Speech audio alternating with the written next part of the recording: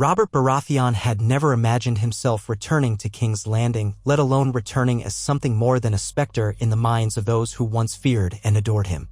For years, the realm believed him dead, a half-forgotten king consumed by wine, women, and hunting. Taken by a boar in a remote glade, they said, at the end of a spear he was too slow to handle. They spun eulogies in his memory, drank themselves half-blind in taverns across the 7 kingdoms to mourn him, and quickly fell under the sway of a royal house that was not his own. The Lannisters, that nest of lions with golden manes and sharper teeth, had claimed the throne through his presumed son, that poisonous boy-king, Joffrey Baratheon. Yet time had a cruel sense of humor. Joffrey's wedding feast ended in a choking fit, a spectacle of vile theatrics, part tragedy, part dark comedy, and the boy died cursing and clawing at the air. The realm found itself in chaos, the Tyrells vying with the Lannisters, the Martells brooding in the south, and the north torn by conflict with the Boltons perched atop Winterfell. It was into that fractured stage that Robert Baratheon stepped once more, a man both changed and unchanged, a man who had once ruled but had not finished his reign. The realm was as much his as it had ever been, perhaps more so, for fate had delivered to him a chance at retribution. He had not died all those years ago, though the realm believed it. Gravely wounded, yes, and battered. The boar had gored him deep in the side, leaving him in a fevered haze. The Master of Whispers, Varys, who else, had orchestrated a complex charade. A decoy corpse was quickly produced, some wretched soul battered until unrecognizable, and in the dead of night, Varys spirited the true Robert away to a secluded stronghold where clandestine maesters struggled to keep him from the stranger's embrace. Robert had hovered between life and death for weeks. In his delirium, he dreamed of the Iron Throne, of bells and blood, of Cersei's deceit. On the day he finally opened his eyes, the sun was so bright he'd believed he'd died and found himself in some merciless afterlife. But he had lived. He learned that the city believed him gone, that Cersei and her father, Tywin Lannister, had tightened their hold, crowning Joffrey in his stead. He was told that his friend Eddard Stark had been executed under charges of treason, that the North had exploded in rebellion. All the while, he lay hidden, recovering in a fortress where no prying eyes thought to look. Varys's reasons for protecting him were his own, complicated as spiders' webs. But Robert's reasons to remain hidden were simpler. He was too feeble to fight. Years passed. He regained strength in secret, swallowing bitterness as though it were more potent than the poppy milk that had dulled his pain. News would come of the realm, Joffrey's cruelty, the war of the 5 kings, dragons stirring in the east, conspiracies in the shadows. He heard it all with mounting rage. Yet he waited, because a wounded lion's leap is useless when it lacks the strength to land. And Robert Baratheon had never seen himself as a lion anyway. He was a stag, proud and tall, once unstoppable, now forced to lurk in the dark, antlers lowered. The strangest transformation was not physical, though his body had changed. Once he had been muscular, a giant of a man, towering in chainmail, unstoppable with a warhammer. The captivity of convalescence had worn him down. The belly he'd grown in the latter years of his reign withered as his body devoured itself during the fever.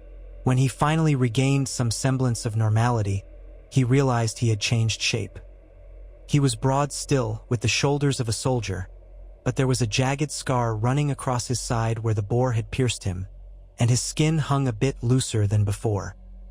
He had lost hair, and a great salt and pepper beard had grown in place of the thick black whiskers of his youth.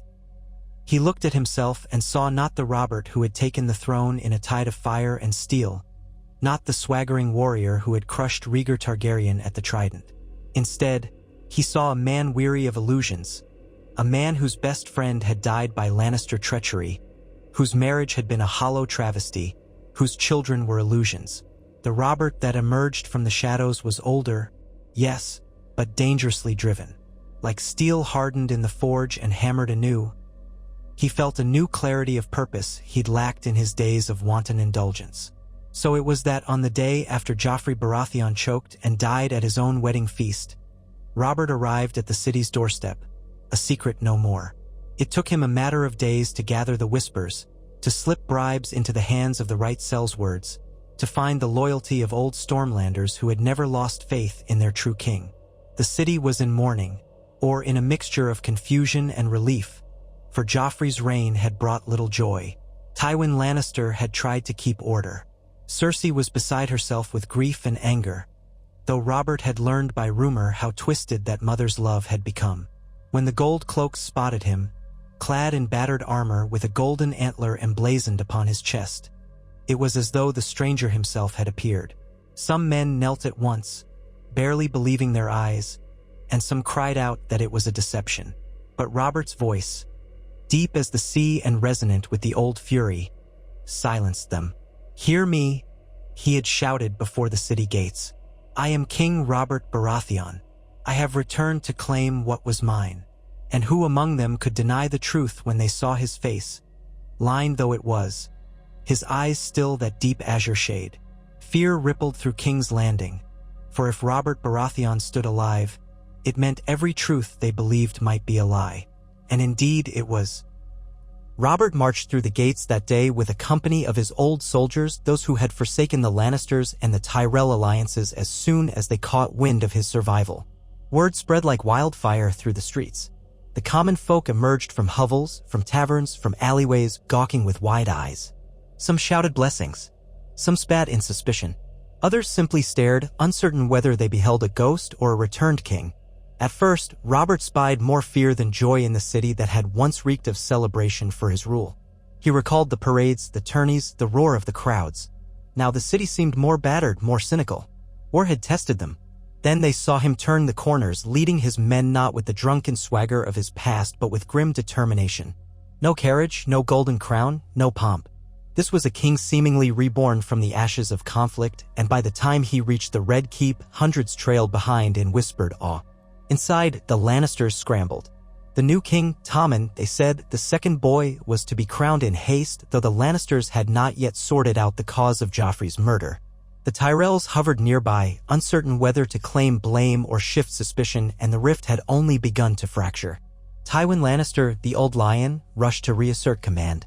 Yet even Tywin could not prepare for the sudden revelation that the man they had all believed dead had come knocking at their door. Jaime Lannister was in the King's Guard, newly returned from captivity, sporting a golden hand instead of the real one he'd lost. He too found himself reeling at the news. Ser Meryn and Ser Boros and the rest scrambled in confusion, half convinced it was an impostor. But all illusions were shattered when Robert himself stepped into the throne room, the doors flung wide, letting in the brazen light of morning. Silence fell upon the hall. The Iron Throne loomed before him, empty for that moment, for Tommen had yet to sit upon it. With each stride Robert took, the hall seemed to quake, men stepping aside, uncertain whether to draw swords or to kneel. At the foot of the throne stood Tywin, stiff as a statue. Cersei was not present, likely in her chambers or lost in some dark corner of the keep, grieving or scheming, or both. "So you live," Tywin said. His voice was as cold as steel, but Robert saw the faint flicker of shock in those flinty eyes. For once, the Old Lion might have been uncertain what to do. "I," Robert answered, letting the single syllable echo through the chamber. "I live." He did not bother with long-winded ceremonies. He let that sense of inevitability weigh upon every man and woman gathered there. Once in his youth, Robert had raged like a storm at any insult. Now he was older, but no less fierce. The difference was that his rage was tempered, shaped into something more lethal than drunken outbursts. "I hear you have placed my so-called son on the throne," he said. "The boy Tommen, they say. How interesting that you did not see fit to confirm if his father was truly dead." He could feel the hush descend, the swirling undercurrent of fear. Tywin Lannister's jaws were clenched so tight Robert imagined he could hear teeth grinding. At length, Tywin found his voice. "If you have come to claim your seat, you must prove you have the strength to hold it." "We do not bend the knee to ghosts, King Robert." Robert had half a mind to knock the old man across the throne room. Yet he stood his ground, fists tightening, nails biting into his palms. "Oh, I'll prove it," he said, voice lowering to a lethal hush. "I recall how your family served me once. Or did you? My memory is hazy.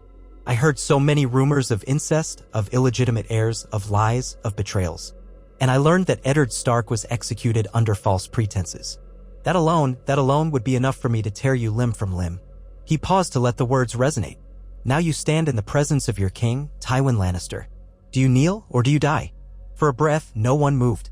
And then, in a gesture that might have been pure necessity, Tywin sank slowly to one knee, bowing his head in grudging acknowledgement. Others in the hall followed suit. Robert could almost taste the fear. Deep inside, part of him roared in triumph. The throne was his. It had been stolen by lies. Now he would claim it again, and the realm would see that Robert Baratheon was no feckless drunk but a wrathful king returned from the brink of death. He strode up the steps toward the Iron Throne, that monstrous seat forged from the swords of Aegon's enemies. He had sat upon it before, though more often in the early days of his reign when he had the stomach for it. He remembered how the metal had cut him once when he was a younger man. This time it felt colder. With a wary grimace, he eased himself onto the seat, ignoring the slight protest of his old battle-wound, and gazed upon the kneeling courtiers, the Lannisters among them. There, in that hush, Robert Baratheon reclaimed his crown. Of course, taking the throne was one matter. Keeping it was another. In the days that followed, the realm's reaction was as diverse as it was swift. The small folk of King's Landing, having suffered the cruelty of Joffrey, were quick to celebrate the return of the good King Robert.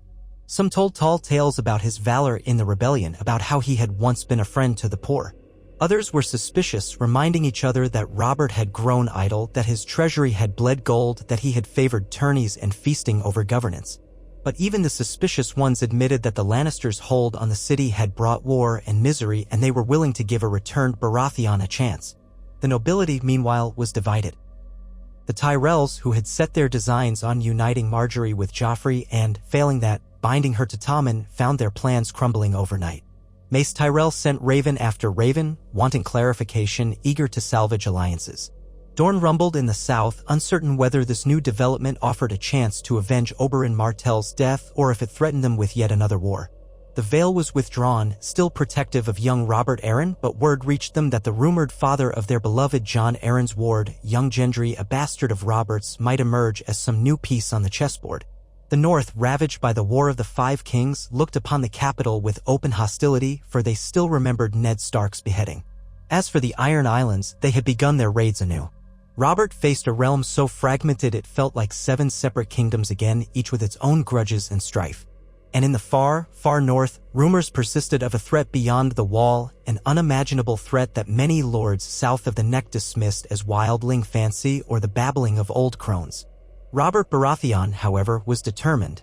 He summoned loyal lords from the Stormlands first, men who had once sworn to him and had never quite embraced the Lannisters. They arrived hesitantly, for they had believed him dead, but when they came face to face with the living man, they knelt and pledged anew. The Baratheon banners, golden crowned stag on black, hung once more in the throne room. Robert replaced the gold cloaks commanders with men of proven loyalty.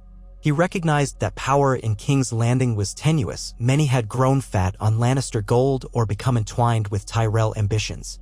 But the common soldiers? They would serve whomever claimed the throne with enough force and enough silver. Robert had learned from his illusions.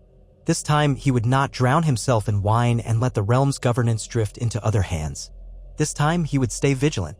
He faced his first challenge when Cersei emerged from her chambers. Racked by grief, twisted by hatred, she confronted him in the small council chamber where Tywin stood by her side. Jaime lingered near, his golden hand shining like a mockery of his old skill.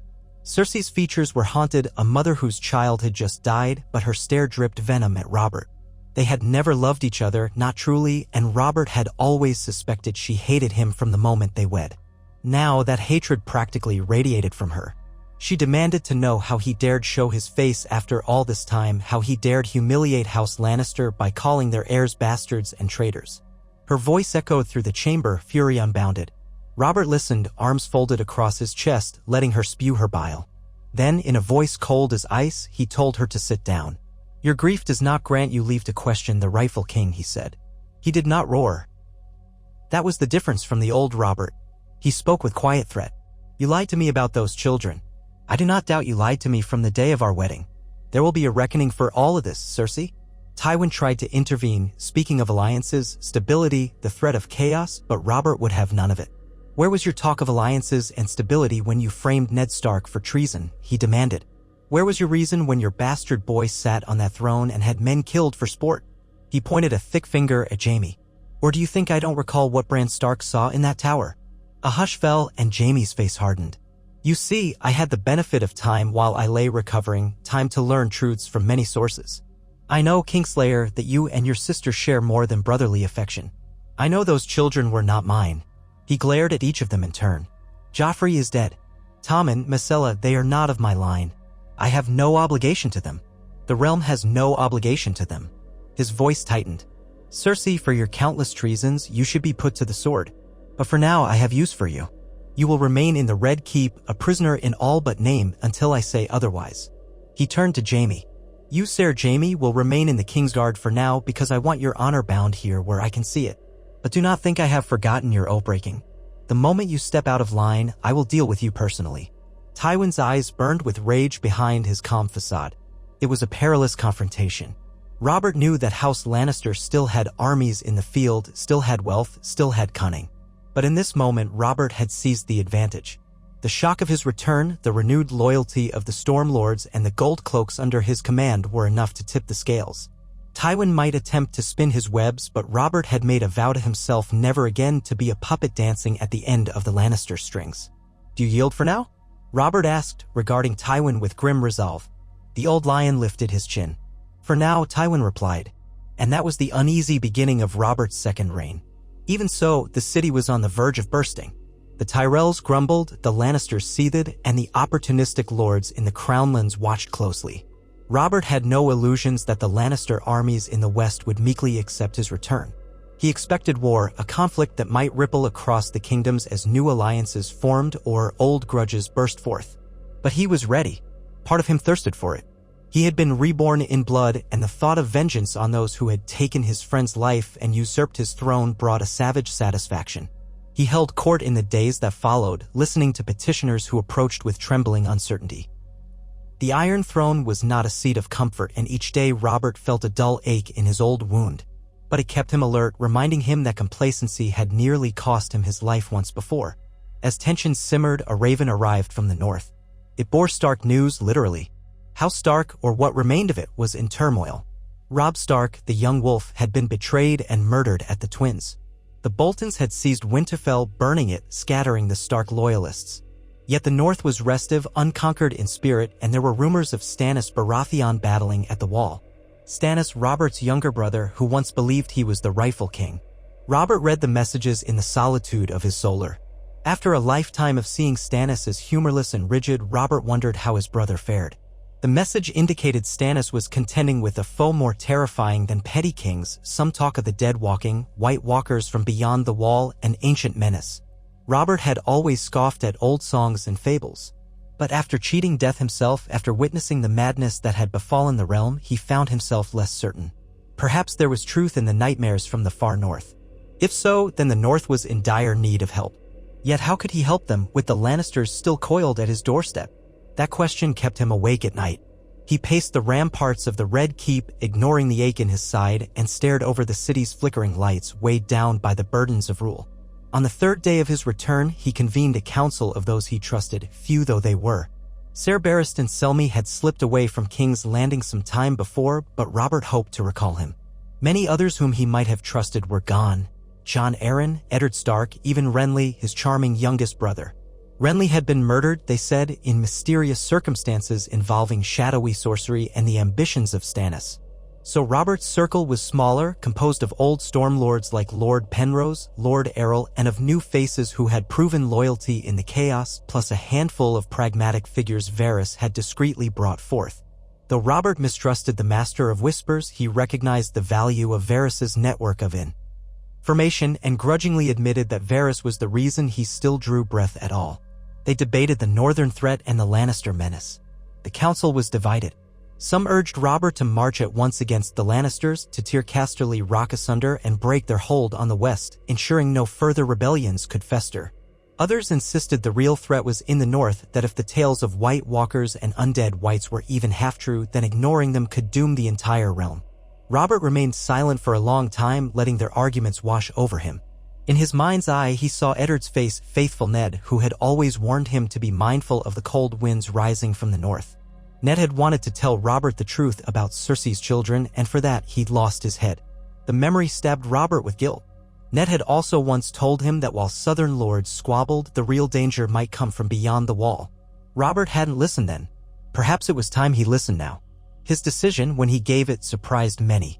The Lannisters will keep, he said. They slither in their den. If Tywin tries to muster his forces against me, we will meet him. But the north is bleeding. The Boltons murdered and flayed their way into power, and now there are rumors of an army of the dead. If any part of that rumor is true, I cannot ignore it. A hush settled. Lord Penrose frowned. "But your grace, if we turn our eyes north, we leave the city vulnerable. The Lannisters could strike while our back is turned. Or the Tyrells." Robert leaned forward, arms braced against the council table. "Then we must ensure they do not dare. We must show them that I am not a king to cross lightly. We will gather an army from the Stormlands, the Crownlands, those still loyal in the Reach if possible. We will leave behind a strong garrison to guard King's Landing. But I, for one, will ride north. I will face this threat myself." He saw their astonished faces. The Robert of old would have balked at traveling so far from his pleasures. But this Robert had been reforged in pain and bitterness. "If Stannis is there, I would speak with him. If the Boltons are traitors, I will remove them. And if the dead truly walk, then by all the gods, let them taste the steel of Robert Baratheon." It was an audacious plan, but Robert had always preferred the sword to subterfuge. He ended the council with that decree. Over the next fortnight, the city echoed with the sound of mustering troops. Ravens flew in every direction, proclaiming the king's return and commanding loyalty or else. Stormlords marched with their men, forming the nucleus of Robert's host. Tywin Lannister seethed but refrained from outright rebellion, perhaps because he had not yet mustered enough men to outmatch Robert within King's Landing's walls. Cersei was kept under guard in her chambers, raging daily but powerless for the moment. Tommen, gentle, wide-eyed Tommen, remained in the Red Keep, forced to relinquish all pretense of kingship. Robert was not wholly cruel. He did not punish the boy as an adult responsible for all the Lannister sins. But neither did he embrace him as a son. Guilt ate at Robert every time he saw Tommen's small face, that mixture of confusion and sorrow. But truth was truth. Tommen was not his blood, and the realm could not be risked for pity. As Robert ready to depart, a surprise arrived. Gendry. Varys had quietly arranged for the boy to come to the Red Keep. Gendry was tall, muscled from years of smithing, with Robert's dark hair and blue eyes. He looked at Robert with a mixture of awe and uncertainty, as though seeing his own reflection in an older, grizzled mirror. "I'm told you're my father," Gendry said bluntly. Robert nodded. He saw the lad's strong arms, the defiance in his stance. "You look like me when I was your age," he managed. "I didn't know you existed until years after." That was a lie or half-lie. Robert had known he had bastards scattered across the realm, but he'd never thought to claim them. "I hear you're a fine smith." "I'm good at making swords," Gendry said, folding his arms. "And swinging them too, if I have to. You'll need both skills." Robert regarded him for a moment. He was no fatherly figure, had never been. But guilt and some flicker of pride stirred in his chest. "Come with me north, then," he offered.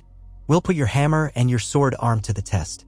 He half expected Gendry to refuse, to scorn the father who'd ignored him.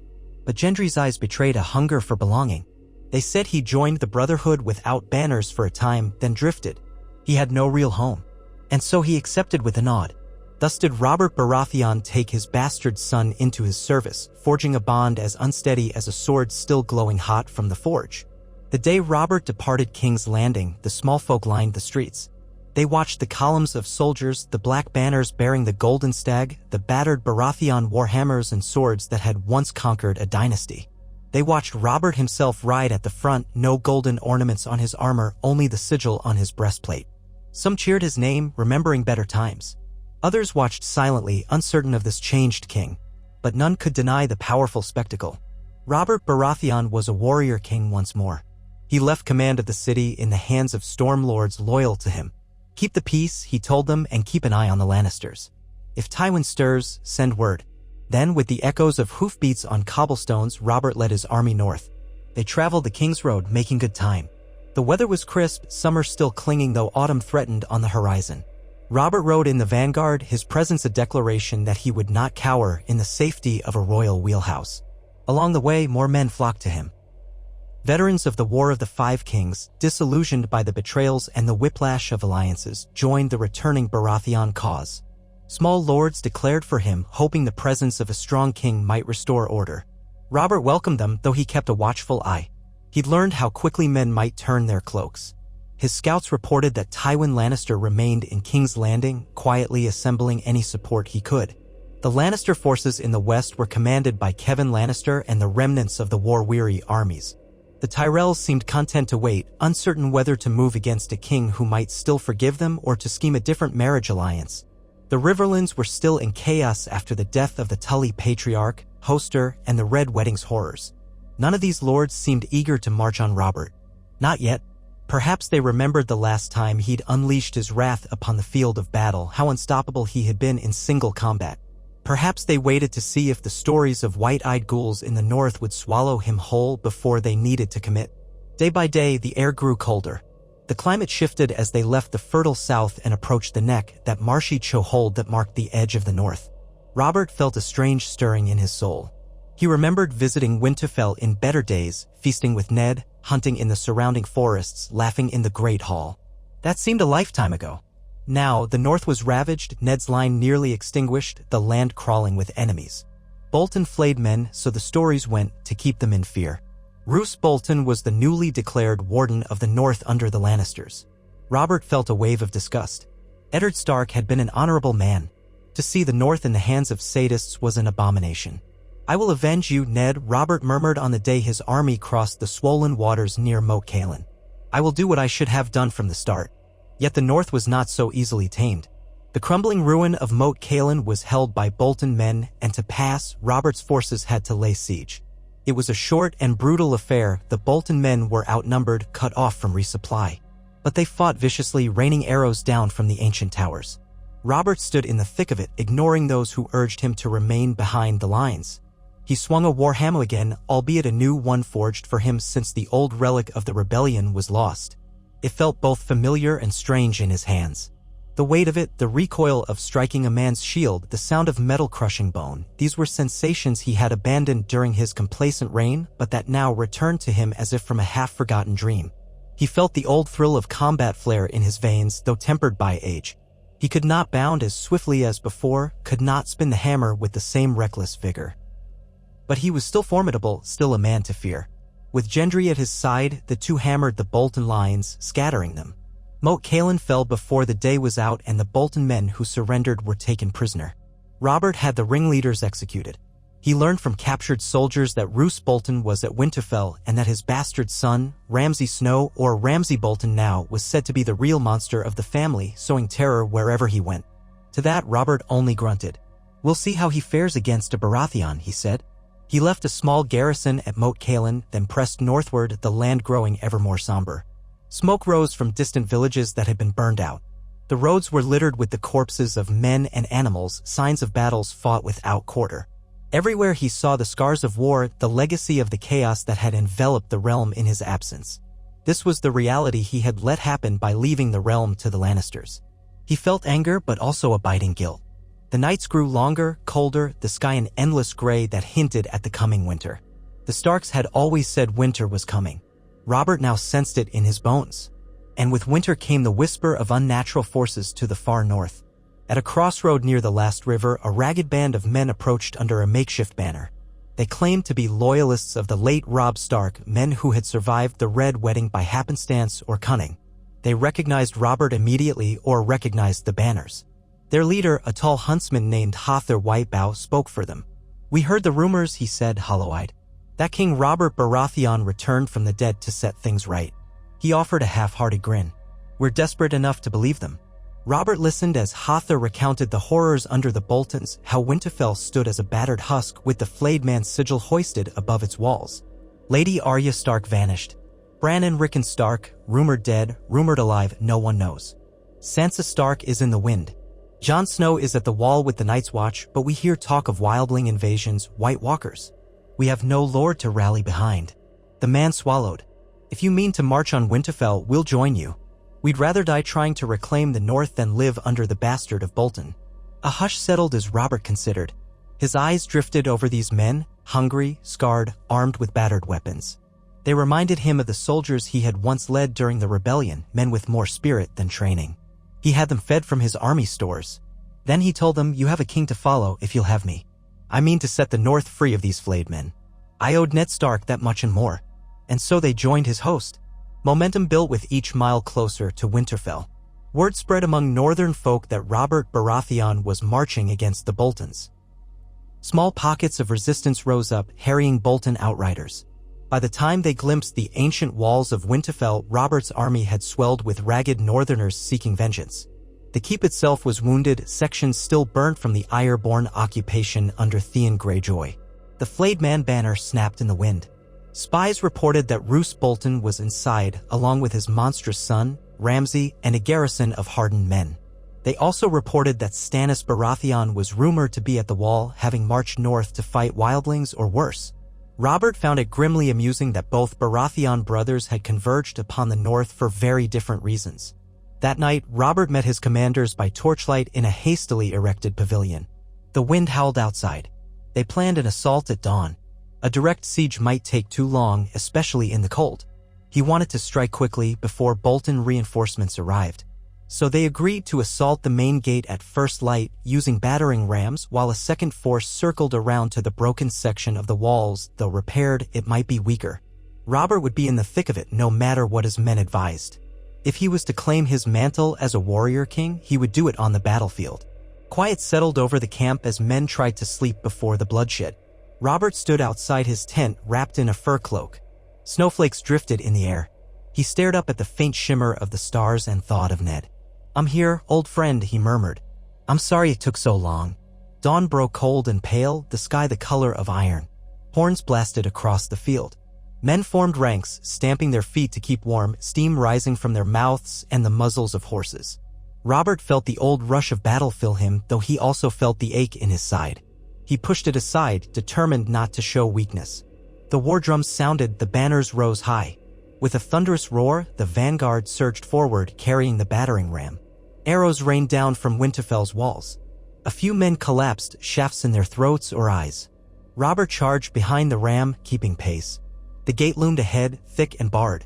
Men heaved the ram forward. A crash thundered across the courtyard, splintering wood but not breaking it. Crossbow bolts whizzed overhead. Gendry was there, wearing a crude helmet, fending off an attacker with a shield. Robert swung his hammer to clear a path. Another crash of the ram. The gate buckled. Yells from the walls above. The Boltons hurled rocks, poured boiling pitch. Screams. Blood. The reek of fear. Robert roared above the din again. Another crash. Wood shattered. The gate sagged. One more. The gate burst inward in a hail of splinters. The horns of House Baratheon sounded victory, and the vanguard poured into the courtyard. Inside, chaos reigned. Bolton men scrambled to form lines. Robert's forces clashed with them in a savage melee. Steel rang on steel, men screamed. Snow churned with mud and blood. Robert barreled through, hammer crashing onto helmets, shields. He felt an arrow glance off his armor, felt the old pain in his side, but he fought through it.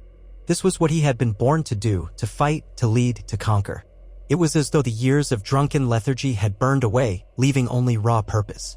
He could sense Gendry nearby, battling with single-minded ferocity, the boy determined to prove himself to the father he had barely known. The clang of swords and the roar of men blended into a single thunderous symphony. Suddenly, a horn blast from the northern side of the keep signaled the second force had breached the weaker wall. Bolton men, trapped between two fronts, began to falter. Some tried to retreat deeper into the castle, barricading themselves in the Great Hall. Robert led the charge there, shoving open the doors with his hammer. Inside, a cluster of Bolton soldiers formed a desperate line.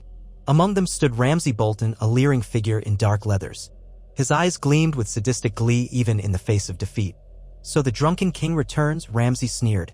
"My father said you were dead. Perhaps I'll flay you myself." Robert's fury flared.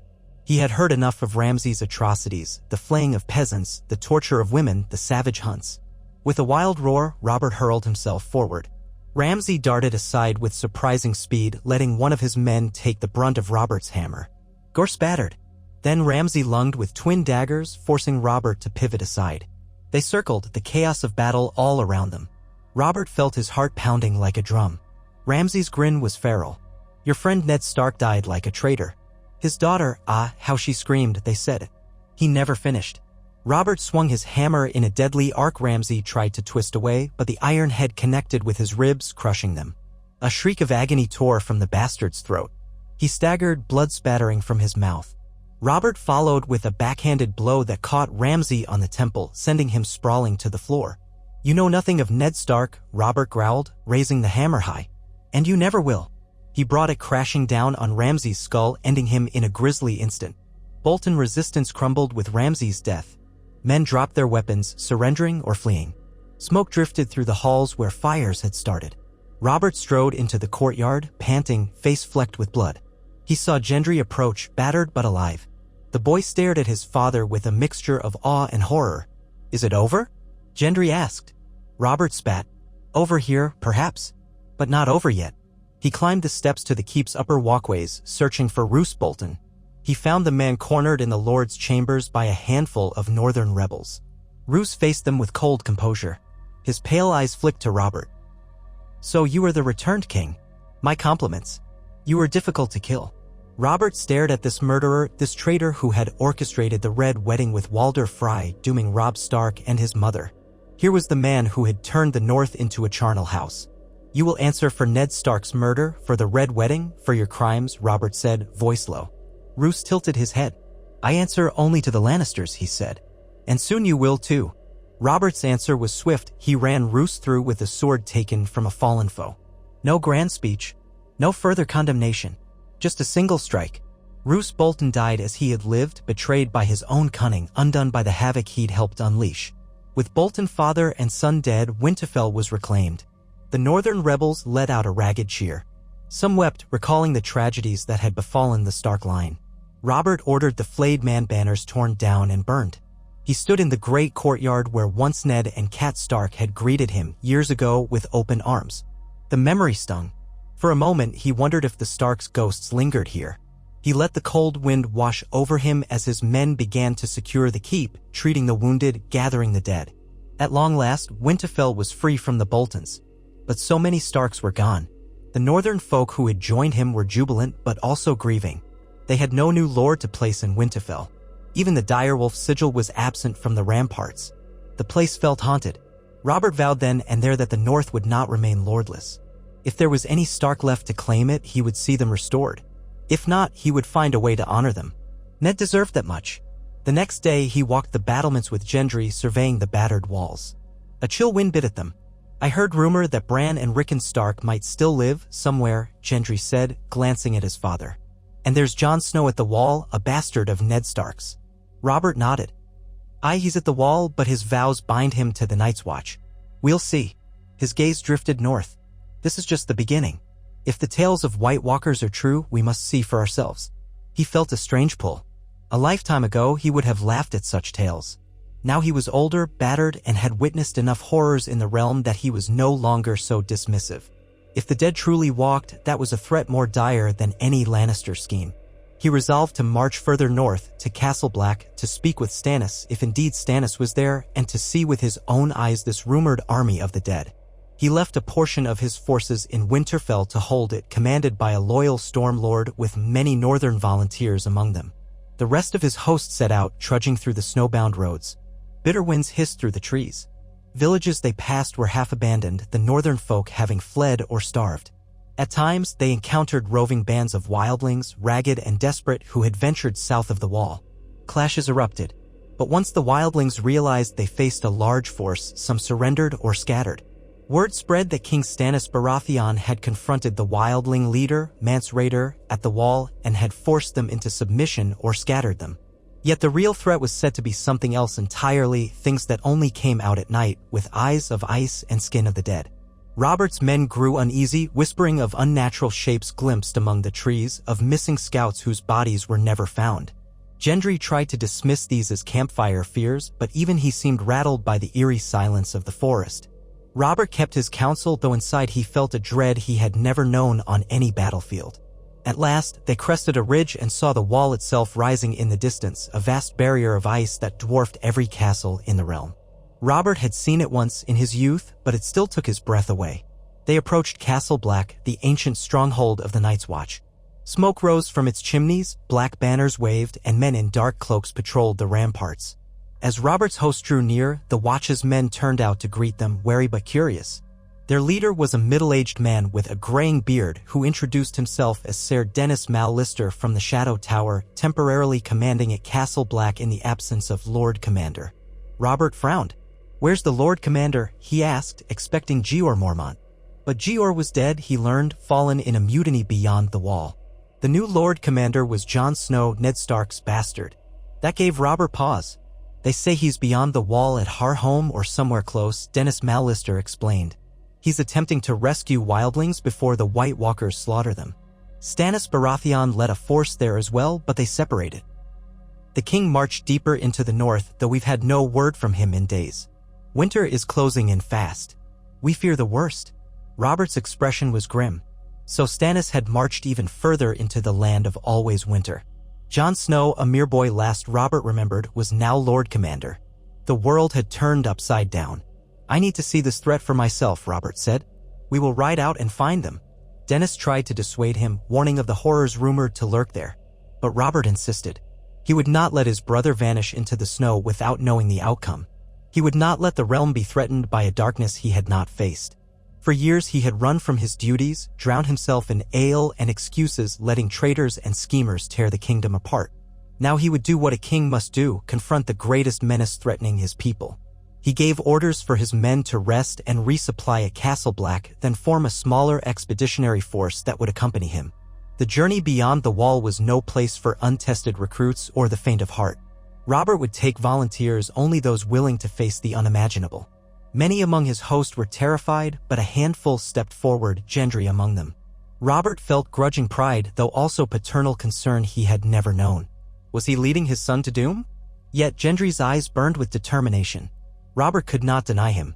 2 days later, leaving the bulk of his army at Castle Black to fortify the wall alongside the Night's Watch, Robert Baratheon rode out beyond the gates with a company of hardened knights, northern guides, and a few of the Watch's rangers. Snow blanketed the ground. The wind keened like a living creature. They ventured into a realm where the sky seemed perpetually gray, the trees skeletal, the horizon endless white. At night, the cold was so bitter their breath froze on their beards and they huddled together for warmth. Tracks of wolves and other beasts crisscrossed the snow. Occasionally, they glimpsed distant figures, wildlings who fled at their approach. Twice they found the remains of camps burned and abandoned. Once they found corpses twisted in grotesque positions, their eyes frozen open, limbs arranged in a spiral pattern. Some men muttered it was the sign of the White Walkers. Robert felt the hair on his neck stand. He remembered old man's stories, which Ned had once shared in jest. Now it was no jest. He pressed on, though his side ached fiercely in the numbing cold. At last, on a snowy rise, they spotted figures moving below, a ragged camp flying the flaming heart banner of Stannis Baratheon. Robert signaled his men, and they approached cautiously.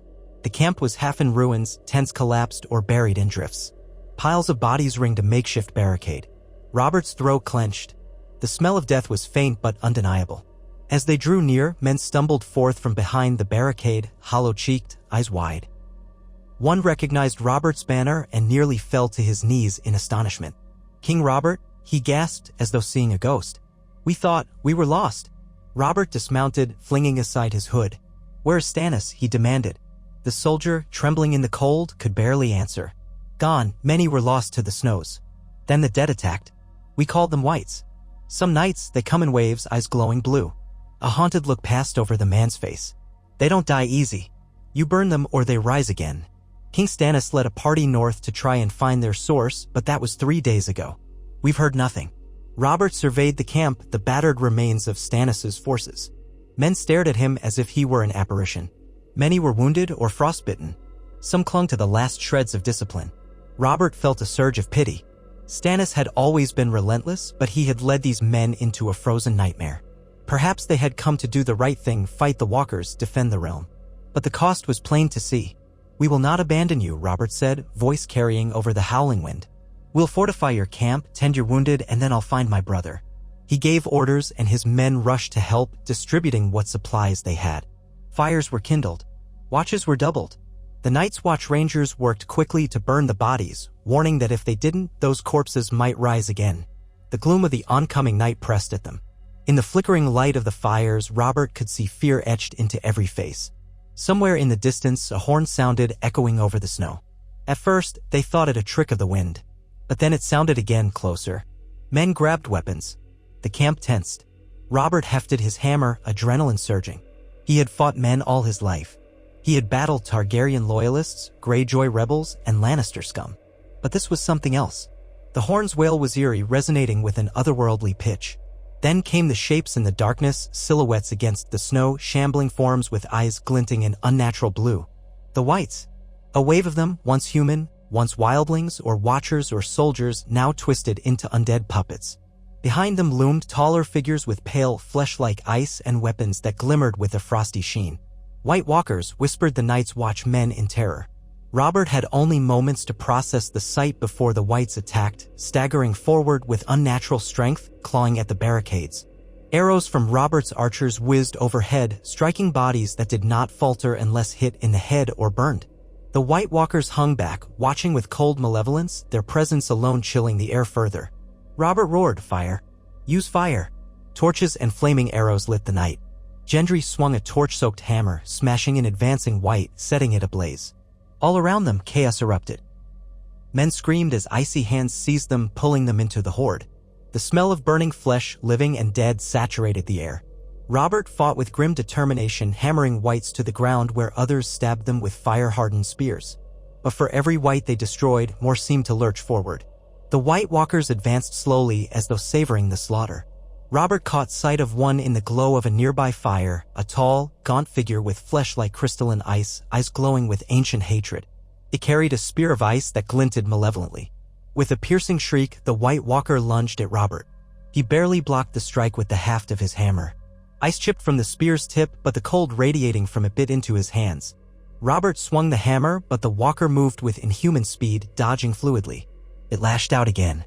Robert stumbled, the old wound in his side flaring in pain. He cursed, raising the hammer for another desperate swing. Then a flaming sword struck the walker from behind. Gendry had leapt in, brandishing a blade wreathed in fire. Sparks flew as the sword met the walker's icy flesh, hissing. The creature recoiled with an unearthly howl. Robert seized the opening, bringing his hammer down with every bit of strength he had. The blow cracked into the walker's shoulder. For a heartbeat, it seemed to resist, then its icy body shattered like fragile glass, collapsing into shards that evaporated into mist. A keening wail echoed, and the thing was gone. They fought on. The Whites pressed relentlessly, but Robert's men formed a ring of fire, tossing torches, oil, anything to burn the dead. Gendry, panting, supported Robert. The older man was exhausted, side-throbbing, but he refused to collapse. If he fell, morale might shatter. He roared encouragement to his men. The White Walkers, seeing their Whites consumed by flame, retreated into the darkness, vanishing like ghosts in the swirling snow. At length, the assault ebbed. They were left with the moans of the dying, the crackle of flames, the stench of burnt flesh. Robert surveyed the carnage. So this was the threat that Ned Stark had once feared might be real, that the Watch had guarded against for centuries. It was worse than he had imagined. No cunning scheme, no gold could thwart it. Only steel, fire, and unity might hold them at bay. And if Stannis had marched deeper into that frozen hell. At dawn, after tending to the wounded, Robert insisted on leading a search party north, determined to find Stannis or his remains. Gendry, a few knights, and some rangers joined him. They trekked through snow-laden trails, following faint signs of footprints. They found broken campsites, signs of battles, but no living soul. On the third day, they discovered a ravine where the bodies of Baratheon soldiers lay strewn, half buried in snow, with tracks of the undead all around. Yet no sign of Stannis. They pressed on, hearts heavy, dreading what they might find. A day later, a blizzard forced them to take shelter in a cave. Inside, they discovered a single survivor, Melisandre, the Red Woman. She huddled near a dying fire, her red robes tattered, eyes hollow. She recognized Robert and seemed astonished. "You," she murmured, "you are the Elder. Yet the Lord of Light, how?" She coughed, tears freezing on her cheeks. Robert demanded to know where Stannis was. Melisandre gave a broken laugh. "He marched into the storm, seeking the enemy, hoping to strike first. But they surrounded us. I fled with the king's permission to call upon R'hlloreth's aid. Her voice broke. "I fear he is lost." Robert felt a mixture of rage and sorrow. Stannis, his stubborn brother, undone by a foe beyond mortal comprehension. Could he truly be dead? Melisandre's eyes glowed with a desperate fervor. "We must not lose faith. The great other, the darkness, it thrives in this cold. But the flames have shown me visions. There is still hope." She looked at Robert as though seeing him for the first time. "Your return, I did not foresee, but perhaps you are the one. The warrior reborn to unite the realm against the night." Robert wanted to bark a laugh, but the pain in his side robbed him of the energy. All his life, he had served as a hammer to crush rebellious kings and Targaryens. Now a priestess whispered that he might be some chosen champion. He didn't believe in prophecy, yet he had seen the dead walk. He had defied death himself. Perhaps it was madness. Perhaps it was destiny. Either way, he could not turn from it. They helped Melisandre recover, shared their rations. Then they searched further for Stannis, but found no trace, only bodies. At last, with heavy hearts, they returned to the camp. One question haunted Robert. How would they stand against the unstoppable tide of the dead? The only answer he found lay in forging a united front. He would have to force the realm to put aside their petty wars. Lannisters, Tyrells, Martells, all of them. They would either unite behind the Baratheon banner or face annihilation at the hands of an enemy that knew no mercy. Thus began Robert's greatest challenge. Not merely to reclaim his crown or annihilate the Lannisters, but to save all of Westeros from a threat older than the Seven Kingdoms themselves. He had come north hungry for vengeance, determined to set right the wrongs done by the Lannisters and their ilk. He had done so to an extent. Winterfell was free of the flayed man's banner. The King's Landing court bent to him, at least for the moment. But now a grimmer reality overshadowed his victory. The realm would burn or freeze if these White Walkers were not stopped. It was no longer a matter of one king on one throne. It was life against death. Robert Baratheon, the once lazy monarch who had drowned in wine and regrets, would be forced to transform into the champion a fractured realm needed. And so he gathered the survivors, wrote new ravens, urging all the lords of Westeros to set aside their grudges and march north, or risk an endless night. He, Robert of the House Baratheon, first of his name, once presumed dead, would lead them in this final stand. In the weeks that followed, as the cold deepened and the nights lengthened, Robert's renewed sense of purpose burned hotter than any hearthfire. He did not know if the realm would heed him in time. He did not know if the Lannisters would seize the opportunity to rise against him while he lingered in the frost. Nor did he know if Stannis somehow yet lived. But he knew his duty. Steel must answer the call or all would be lost. Beneath the tattered Baratheon banner, under the looming shadow of the wall, King Robert Baratheon prepared for the greatest war of all, no longer just to annihilate the Lannisters, but to shield the living from the oncoming tide of the dead. And as the bitter winds howled across a snowbound battlefield, Robert silently vowed to himself, to Ned Stark's memory, and to the realm he loved in his own fierce, imperfect way, Westeros would stand, or he would die fighting to save it. Robert Baratheon spent the days that followed steeped in a kind of furious determination that left little room for rest. He had set up a makeshift command center in the battered camp of Stannis' forces, an assemblage of tattered tents arrayed in a circle behind a meager palisade of half-frozen timbers. Every night, fires roared to keep the cold at bay and to discourage any further attempts by the Whites or their Pale Masters. By day, he oversaw the burial, or rather, the burning of the dead. It struck him how the ground here was too frozen to yield to shovels. So the funeral pyres were a grim necessity. The entire north smelled of char and decay. Somewhere, Ned Stark's spirit must have been watching, mourning the devastation of his homeland. Robert felt the weight of it pressing on his shoulders. He had never been a man for reflection, but recently, he found his mind wandering to the past. Every time he tried to sleep, images floated before him. The day he had first taken the throne, the boar's tusks ripping into his flesh in that ill-fated hunt, Joffrey's shrill laughter in the Red Keep, and especially Ned's face, solemn but kind, warning him about the dangers heading their way. If he had listened better, if he had not let himself slide into indulgence and torpor, perhaps the realm would not be on the brink. Yet regret was a hollow thing. He had a chance now to do something worthy, to prevent all of Westeros from drowning in an endless night. He had come north to stop House Bolton's atrocities and to avenge the Starks.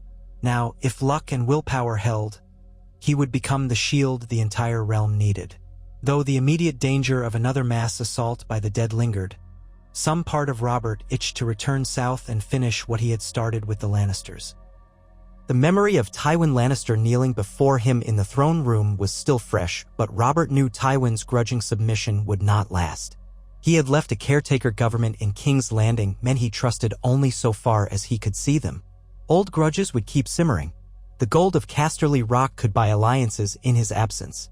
What if the Tyrells shifted their allegiance again, or the Freys turned coat?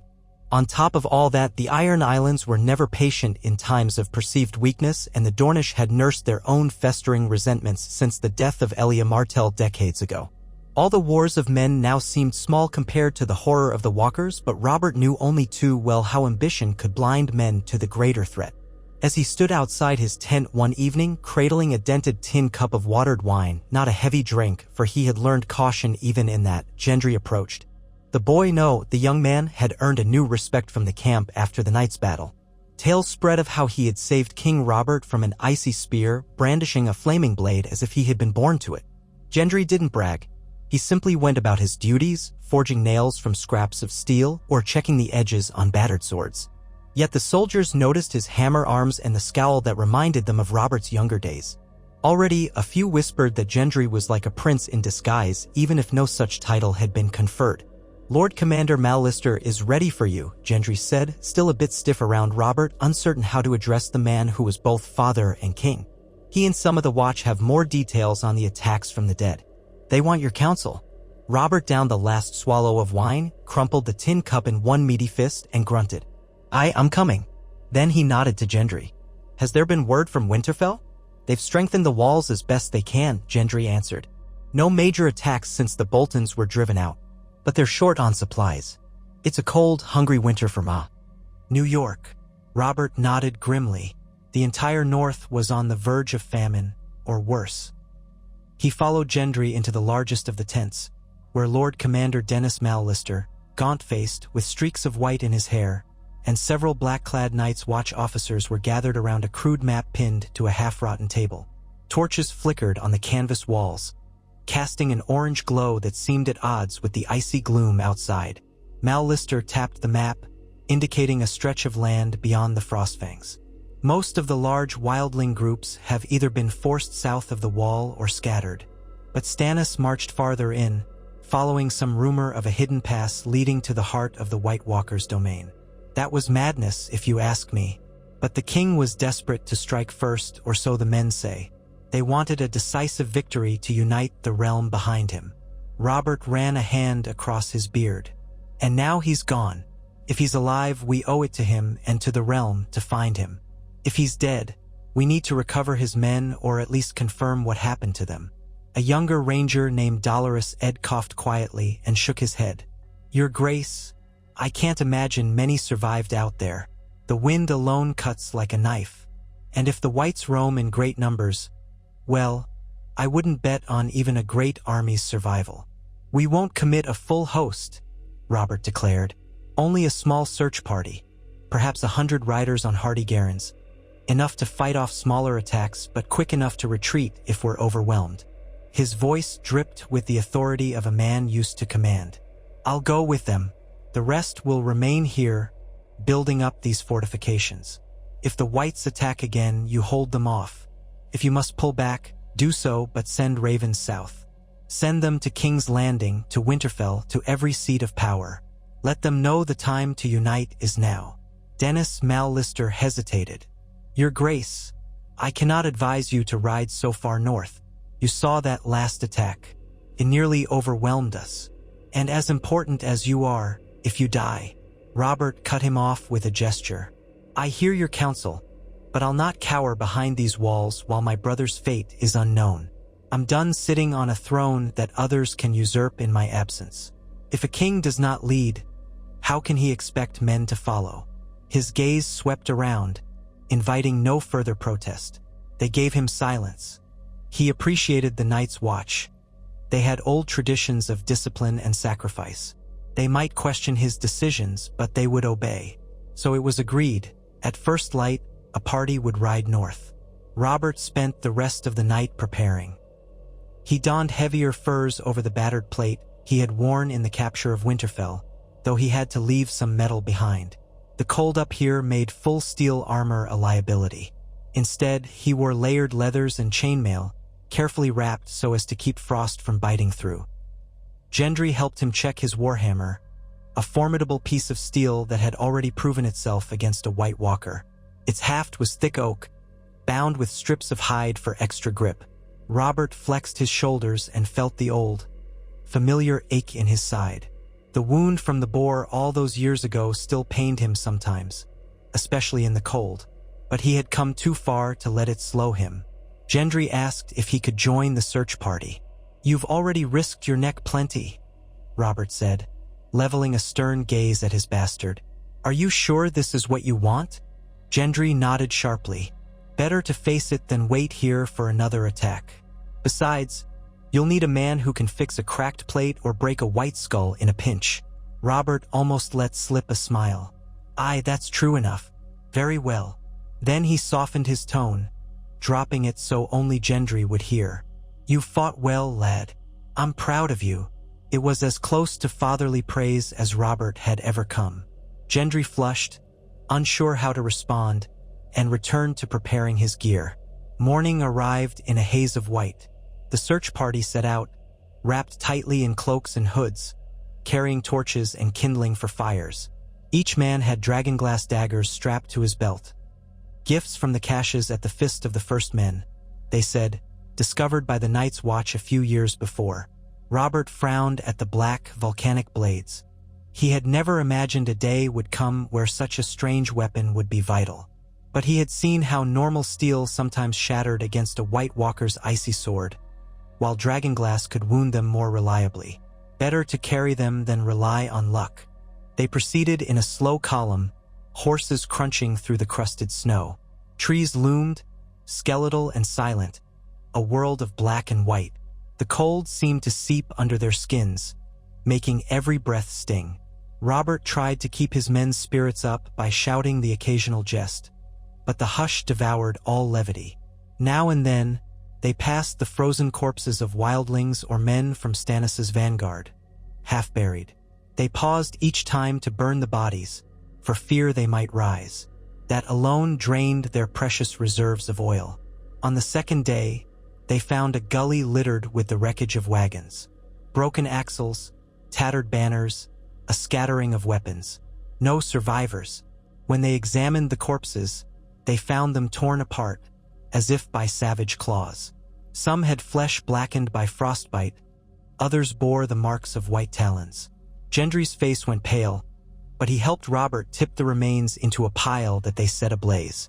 The smoke drifted into the gray sky, a dark plume of misery. That night, they made camp near a rocky outcropping and built a ring of fires, posting triple watches. Each hour, the howling wind threatened to snuff the flames, but the men tended them diligently. Robert found himself drifting in and out of uneasy sleep, haunted by images of ice-blue eyes and the knowledge that his younger brother, for all his stern pride, might be a frozen corpse under that endless sea of white. They had only been riding for 3 days, but it felt like weeks. Finally, on the dawn of the 4th day, the scouts came galloping back in excitement. They had found a scattering of survivors from Stannis' vanguard huddled in a shallow cave. Robert took a handful of riders and rushed to the spot. The scene he found was grim, fewer than 20 men still breathing, each of them gaunt with hunger and half-mad with cold. Some had lost fingers or toes to frostbite. They cowered at the sight of approaching strangers, eyes wild. Only after Robert bellowed out who he was did they respond with any spark of hope. One survivor recognized him by face, if not by presence. King Robert. The man was missing an ear, the stump black and crusted with old blood. We thought you were dead. Both of you." His teeth chattered hard. "Where is Stannis?" Robert dismounted carefully, scanning the survivors. He saw no sign of the imposing figure of his brother. "Is he here?" The man shook his head, tears freezing on his cheeks. He led us onward, said we'd catch the White Walkers by surprise. Then a storm hit. We got separated. The next we knew, the dead were all around us. Half our group was torn to pieces. Some turned. We lost the king, didn't see where he went." Robert cursed under his breath. "And how long ago was that?" 6 nights, maybe 7. The man's eyes were hollow, as though he had seen too much for one lifetime. "We tried to find him, but the snow, we couldn't. They're out there, in the blizzard." Robert's jaw clenched. 6 or 7 nights in this frozen wasteland, alone or with a handful of men with the White Walkers and Whites prowling. The odds of survival were less than slim. A voice in him whispered that Stannis might already be lost. Another part of him, the old rebellious spirit that had taken storms head-on, refused to surrender. "You lot come with us. We're heading back to our main camp. You'll have fires, food, a chance to recover. He paused, dread chilling his gut. But we're not leaving yet. We'll search a bit longer. A few of Stannis's men tried to protest or to beg him not to waste time. But Robert refused to listen. They had come this far. If Stannis lived, a king and a seasoned commander, they needed him. Even if he was the most stubborn man in the Seven Kingdoms, he could still be a formidable ally against the dead. That same day, Robert led a smaller group farther north, leaving the rest to escort the survivors back to their safer lines. He and Gendry rode with a half-dozen Night's Watch Rangers, each man grimly resolute. The wind howled, tearing at their cloaks, and the snows were near waist-deep in some drifts. They pressed on, searching for any sign of tracks or a camp, but the gusts erased footprints almost as soon as they were made. They reached a wide expanse dotted with icy ridges that jutted from the ground like teeth. Robert stared out over that pale emptiness. It looked like another world, a place where no living man was meant to tread. In the far distance, the horizon blurred into a low bank of gray clouds. The Rangers conferred quietly, pointing to one ridge that might offer shelter. Robert nodded, urging his horse forward. They trudged across the frozen terrain, ice cracking ominously beneath the hooves. Then the wind shifted. One of the Rangers raised a gloved hand. "Do you smell that?" he asked. Robert inhaled and caught a faint whiff of something foul, a mix of rotting meat and a stench like sulfur. They all tensed, readying weapons. At first, they saw only shapeless mounds near the base of the ridge. Then, drawing closer, they realized those mounds were bodies and collapsed tents, some bearing the flaming heart sigil of Stannis Baratheon. The men exchanged grim looks. Another slaughter, it seemed. Yet as they dismounted, Robert noticed something odd about these corpses. Many were blackened as though by intense fire. The ground itself was scorched, snow melted around half-burnt staves. A strong, acrid smell lingered, like brimstone. One of the Rangers muttered something about sorcery. They fanned out, stepping carefully among the remains. Robert's heart sank at the sight of so many dead who had followed his brother. Some had the carved stag emblem pinned to their jerkins. Others had the Star of the Seven or the sigil of Storm's End. A few were missing limbs, scattered in gruesome patterns. No sign of Stannis himself. Robert was about to curse again when Gendry shouted for him. He found the boy kneeling by one of the tent remnants, brushing away caked ice. There, half hidden under a ragged cloak, was a body in black and gold, a short beard frozen to the man's face. It was not Stannis, but one of his knights, still clutching a broken sword. The man's chest had an odd burn mark, a shape Robert couldn't fully discern. Nearby lay a staff of gnarled wood, also burnt. Melisandre's staff, he realized with a shiver. She had lost it or abandoned it here, perhaps. So she had been with them, and this was where they had faced something. Or something had faced them. Gendry lifted the staff gingerly. "Hot to the touch," he murmured, sounding startled. Indeed, it felt faintly warm even in this killing cold. Magic, Robert thought with a scowl. He never had much use for sorcery. If Lawler or any other god were real, let them intervene plainly rather than litter the ground with ashes and corpses. One of the Rangers suddenly called out. "Tracks, fresh tracks." Robert whirled, heart pounding. Beyond the scorched circle of bodies, up a gentle rise, faint footprints led away. The snow had partially filled them, but they still looked more recent than the rest of this carnage. The Rangers drew bows, scanning the horizon, half expecting whites or white walkers. But for now, there was only the wind and the hiss of drifting snow. Robert and Gendry followed the Ranger up the rise, stepping carefully over fissures in the ice. The footprints ran in a weaving path as though the person who left them had been staggering or wounded. They bent around a rocky spur, then vanished. Robert nudged the spur with the toe of his boot, clearing away loose snow. Beneath it, he found a bloodstain. It was old, dried, but in this cold, such things decayed slowly. His mind raced. Could these tracks belong to Stannis or someone from his retinue? He pressed the group onward, following the invisible trail that wind and snow tried to erase. The land rose and fell in shallow waves, dotted here and there by patches of ice-stiffened brush. At times, they lost the tracks entirely. But after an hour, they stumbled on a small gorge, its sides curving into a natural windbreak. A cluster of black shapes huddled at the bottom. Cautiously, they descended, weapons at the ready. A single figure lay against a wall of ice, cloaked in furs so crusted with snow that at first it seemed like part of the ground. Robert's heart pounded. He saw no movement. Could it be Stannis? He lunged forward, brushing snow aside. The face that emerged was drawn, bearded with patches of frost. It was indeed Stannis Baratheon, though the sight was a shadow of the man Robert remembered. He was pale, lips cracked, eyes closed. Robert thought he was dead at first until he pressed a hand to Stannis's chest and felt a faint flutter of life. relief mingled with horror at how close it seemed to the end. "Get him up," Robert barked as Gendry and the Rangers rushed forward. They lifted Stannis gently, prying away the half-frozen cloak. His right arm was bandaged with a makeshift tourniquet, blood frozen in clumps. His face bore the marks of frostbite. But he lived barely. Robert fumbled for a wineskin, pressing it to Stannis's cracked lips. Some of the liquid spilled, but Stannis's eyes fluttered and he coughed weakly. Robert had never been the nurturing sort, and yet in that moment, something akin to brotherly love stirred in him. He clutched Stannis's shoulder. "You old fool," he muttered. "I told you never to let the cold kill you before I got to punch you in the jaw myself." Stannis blinked, mouth working soundlessly as though trying to recall how to speak. They carried him out of the gorge, moving as fast as they dared. One of the Rangers wrapped him in extra furs, while another prepared a small brazier of coals. Gendry built a windbreak with the tents they had left. Robert hovered, checking if Stannis had the strength to swallow a bit of bread or broth. Over the next hour, color slowly returned to Stannis's cheeks, though only slightly. He coughed, each breath seeming to scrape his lungs. Finally, Robert heard him rasp a word. "King!" Robert leaned closer, unsure if Stannis was delirious. "Stannis," Robert said, trying to keep his voice steady. "Yes, I'm king, but you're alive. That's all that matters." He realized at once that Stannis might have been asking about himself, not Robert. Stannis had worn a crown, after all, and marched under his own banners. But if his brother could muster the energy to debate who was rightful king, that might be a sign of recovery. Or madness. Stannis's eyes opened the barest crack. He seemed to register Robert's face with confusion, then a glimmer of recognition.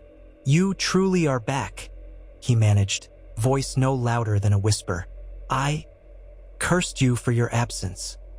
His eyes fluttered shut, as if that small speech had exhausted him. When they tried to feed him more warm broth, he took a little, then choked. One of the Rangers gently patted his back, ignoring the rank odor of unwashed furs. Stannis's condition was dire, but at least he was breathing. Robert wasn't sure if the man would survive the journey back, but he was determined to try. They set up a basic camp on higher ground, using what supplies remained. Word was sent to the rest of the search party to converge there. Robert wanted to avoid retracing their route through every blasted ridge if possible, so they scouted a more direct path south. The next day, Stannis regained enough awareness to open his eyes and speak a few hoarse words. His expression was as rigid as ever, but Robert sensed gratitude behind that battered facade. In more lucid moments, Stannis explained bits and pieces of what had happened. How he had attacked a force of whites only to realize too late they were being herded by White Walkers. How Melisandre had unleashed strange fires that consumed half their own men. How the White Walkers had ignored their flames as if the fire were no more than candlelight. How the winds roared, separating him from the rest. He had wandered, half frozen, convinced the Red God had abandoned him. Robert listened grimly.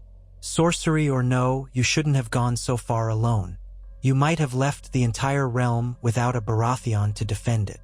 Stannis, exhausted, only managed a derisive snort, which might have been laughter or scorn. Robert pressed on. "Melisandre is alive. She's in my camp, though weakened. She thought you were lost. We can get you both behind the wall. The war with the dead is only just beginning." Stannis closed his eyes again. It was unclear if he had heard. Robert decided not to push further. For all their differences, he felt relief in having saved Stannis. The man was difficult, uncompromising, but he was still a Baratheon, and any help was better than leaving another portion of the realm's defenders to freeze in the snow. They began the trek south at once, moving slowly. Stannis was lashed to a horse, kept warm by layers of furs and the body heat of 2 rangers who rode flanking him. At night, they doubled the watches, remembering how the dead had struck them unawares. Yet for whatever reason, no more hordes emerged from the swirling drifts. Perhaps the White Walkers had decided to bide their time or had found other prey. Or perhaps the presence of so many torches and men frightened them. Robert doubted it. He suspected they were merely content to let the cold finish the job of thinning out anyone who strayed too far north. By the time they rejoined the main search party, they had lost 2 men to frostbite and fallen off track, which forced them to spend another night out in a gale. But at last, they stumbled into the battered lines of Robert's forces, whose relief at seeing their king return with Stannis was palpable. The next day, they pushed on toward the encampment near Castle Black. Word spread swiftly of Stannis' rescue. Men gawked, uncertain whether to hail him as a saved hero or to question if he was truly alive. He barely moved, fed on weak broth and watery ale, mouth set in a constant grimace of pain. Robert insisted that the best maesters available tend him immediately, though the Night's Watch had few. Melisandre was brought forth to see Stannis. She knelt by his cot, face taut with a strange mixture of awe and dismay, whispering prayers in her thick accent. Robert hovered, arms folded, torn between frustration and pity. If it took some god's favor or a conjurer's trick to keep his brother breathing, so be it. During those tense days, the nightly attacks did not resume. Scouts reported that small packs of whites wandered the edges of the forest, but no large force appeared. Robert used the respite to reorganize. He had a broken realm to unify, and the White Walkers had not gone anywhere. They lurked, waiting. The bitter knowledge that the entire realm might soon be drowned in an endless winter urged him to act. He called a council of his leading commanders, including the Storm Lords who had marched with him, the half-dozen lords of the north who had pledged themselves after Winterfell's liberation, and the senior officers of the Night's Watch. Even Melisandre hovered at the edge of the tent, silent and watchful, red eyes flickering as though reading hidden flames. Robert stood at the head of a rough-hewn table, a map spread out. "My brother is too weak to speak for himself," he began, ignoring the pang in his chest. "But he came north for the same reason we did, to stop this threat. We have faced it now. We know it's real. Their numbers could swell if more corpses are turned, or if the White Walkers gather their strength. The realm is divided. We can't fight this alone." One of the northern lords, a tall, burly man from House Mormont, spoke up. "Aye, but how do we unite the realm, your grace? The Lannisters hold the west, the Tyrells rule the Reach, the Ironborn raid the coast, and Dorne has always stood apart. It's a grand notion to call them all to arms, but will they listen?" Robert clenched his fists on the table. "They will if they wish to survive. I am the rightful king by oath and by conquest. I have reclaimed the throne. Tywin Lannister kneels before me, at least publicly. But gold can buy treachery, and the Tyrells might not jump to help me. So we must send ravens, envoys, lords who can persuade them. We promise them pardon, justice, alliances, whatever we must. Remind them all, if we don't stand together, the dead will overrun us. And I will not have it said that Robert Baratheon allowed the realm to fall because of petty southern feuds." A rumble of approval went through the tent. Yet the doubt lingered. The realm had known so much war that another call to arms might be seen as just another king's ambition. But Robert would not be denied. Over the next weeks, he oversaw the writing of scores of ravens, each sealed with the Baratheon sigil and sent with explicit instructions. Some letters were to the Vale, urging them to join the cause in memory of Jon Arryn, who had raised both Robert and Ned Stark as wards. Others were to the Riverlands, reminding them that the Lannisters still threatened their lands. To Dorne, Robert offered a chance for vengeance against the Lannisters for the fate of Princess Elia, if that was what it took to motivate them. Even to the Iron Islands, he sent a message couched in stern language, warning that the cold would freeze their seas and starve them if the White Walkers came south. The greatest challenge lay in the west and the Reach. To the Tyrells, Robert wrote of Marjorie's freedom from the monstrous Joffrey, offering to open new trade routes after the war and to consider a marriage alliance if they so desired. He grudgingly realized that forging stronger ties to House Tyrell might be wise, though the notion of wedding again made his stomach churn. The Tyrells might be satisfied with some other arrangement, perhaps a betrothal involving Gendry if Gendry were ever deemed legitimate. Robert could scarcely imagine that conversation. As for the Lannisters, Robert penned a note addressed to Tywin, though he doubted the man's sincerity. He demanded that Tywin honor his renewed oath of fealty by sending men north. If Tywin refused or stalled, Robert would brand him a traitor and crush him. Even writing those words made Robert grit his teeth in anger. Days became weeks. The men trained under the watchful eyes of the Night's Watch Rangers, learning to fight whites with dragonglass and fire. Supplies trickled in from the south, though not enough to feed everyone. Winter's grip tightened. Snow fell relentlessly. Sometimes, word of a small skirmish reached them. A patrol finding a handful of whites in the forest, or a savage pack of direwolves feeding on the undead. Robert personally oversaw an expedition to gather timber for more fires. In that effort, they lost 3 men to an ambush by icy creatures that moved in near silence. Then, as swiftly as they had come, The walkers vanished into the swirling white. All the while, Stannis lay in a tent that served as an infirmary. His condition stabilized enough for him to take broth without choking, and sometimes to speak. He refused to see many visitors. Robert visited him alone. One such time, Stannis was propped on furs, a fraction of his old vigor returning to his eyes. The tent was warm with braziers, making it almost pleasant despite the gloom. Stannis's breath rattled. "You saved me," he said, voice strained. "I suppose I owe you thanks." Robert folded his arms, feeling oddly stiff. "Owe me nothing. You came north to do what I should have done sooner. Consider us even." Stannis's eyes flickered. He tried to sit straighter, wincing. "I thought I was the rightful king, Robert. You were rumored dead. I never wanted to rule if you were truly alive. But too many told me you were gone for good. Now I'm back," Robert said quietly. "Let's leave the question of who sits the throne aside. The realm has bigger troubles." Stannis grimaced, perhaps pained to yield the point. "Yes, the White Walkers. They're more than I bargained for. I thought if I could smash them early, the realm would rally. Instead, they nearly destroyed us. I paid for my pride with the lives of my men." Robert recalled how he too had charged into battles in his youth, unstoppable with a warhammer in hand. Once it had worked, he had slain Rhaegar Targaryen, ended a dynasty. But those had been mortal foes. The White Walkers were something else, and fate was not so kind a second time. "We'll unite the realm," he said, trying to project confidence. "And we'll face them together or die trying." Stannis's gaze flicked to the tent flap, where a swirl of cold air seeped in. "We may die regardless," he said. "The North is starved. The realm is fractured. But I'll help as best I can. We still hold Storm's End, do we not?"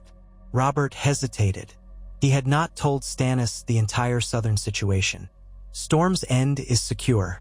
The Stormlands rallied to me once they learned I was alive. You might find some loyal men still waiting for your orders, though I told them to heed me for now. I trust you can accept that." Stannis managed a curt nod. That was enough. For the first time in years, Robert felt a fragile sense of unity with his brother, a shared purpose that transcended their old resentments. If it took the threat of an undead army to bring them to common cause, so be it. It was after one such visit that a flurry of ravens arrived, bearing responses from across the realm. Robert gathered them in his tent, scanning each message by lamplight. Some were predictable. House Greyjoy's letter from Pike was practically an insult, though it hinted that if the king recognized certain seafaring rights, the Ironborn might be willing to assist. The Martells of Dorne wrote informal courtesy, stating they awaited more proof of this northern threat before committing their armies, but that they had not forgotten the Lannisters' treachery. The Vale expressed cautious support, though Lady Lisa Arryn was still rumored to be a recluse, making rulings in her son's name. The Riverlords, battered by years of war, were divided, some swearing immediate loyalty to Robert, others clinging to local feuds. The Tyrells' message was the most courteous, penned by Lord Mace Tyrell, brimming with flattery and subtle demands. The Tyrells wanted official pardons, recognition of their fealty, plus assurances that Margaery would not be held accountable for her marriage to Joffrey. In return, Mace Tyrell promised to send a large army north with supply wagons from the Reach's bountiful fields, provided that Robert affirmed House Tyrell's place of honor in the king's future councils. Only one letter truly infuriated Robert, the one from Tywin Lannister. It was brief.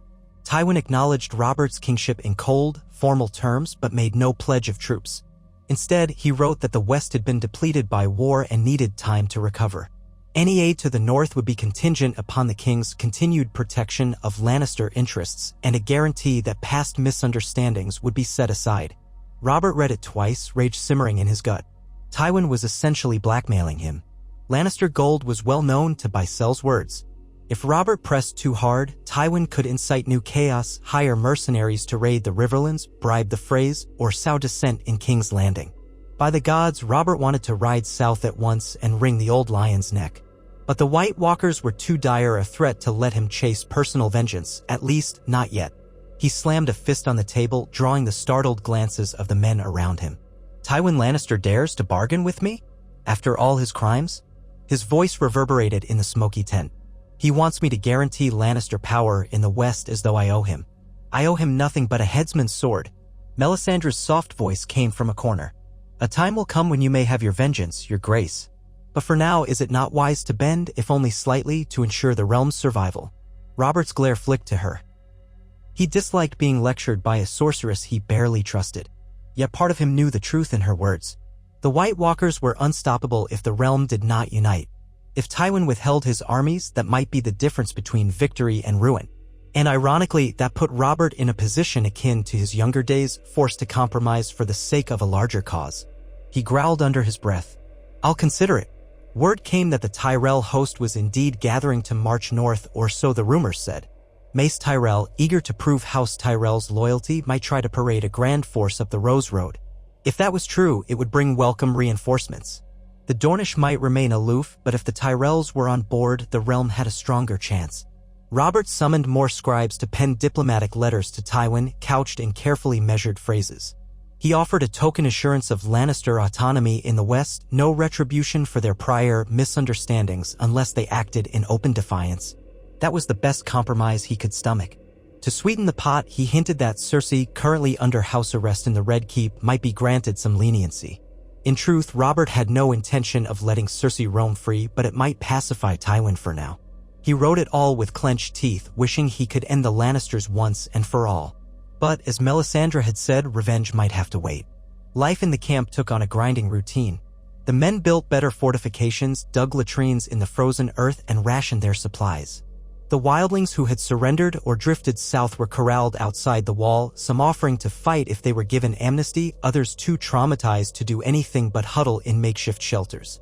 Robert authorized some measure of leniency, having learned from the Night's Watch that letting the wildlings freeze or starve only swelled the ranks of the undead.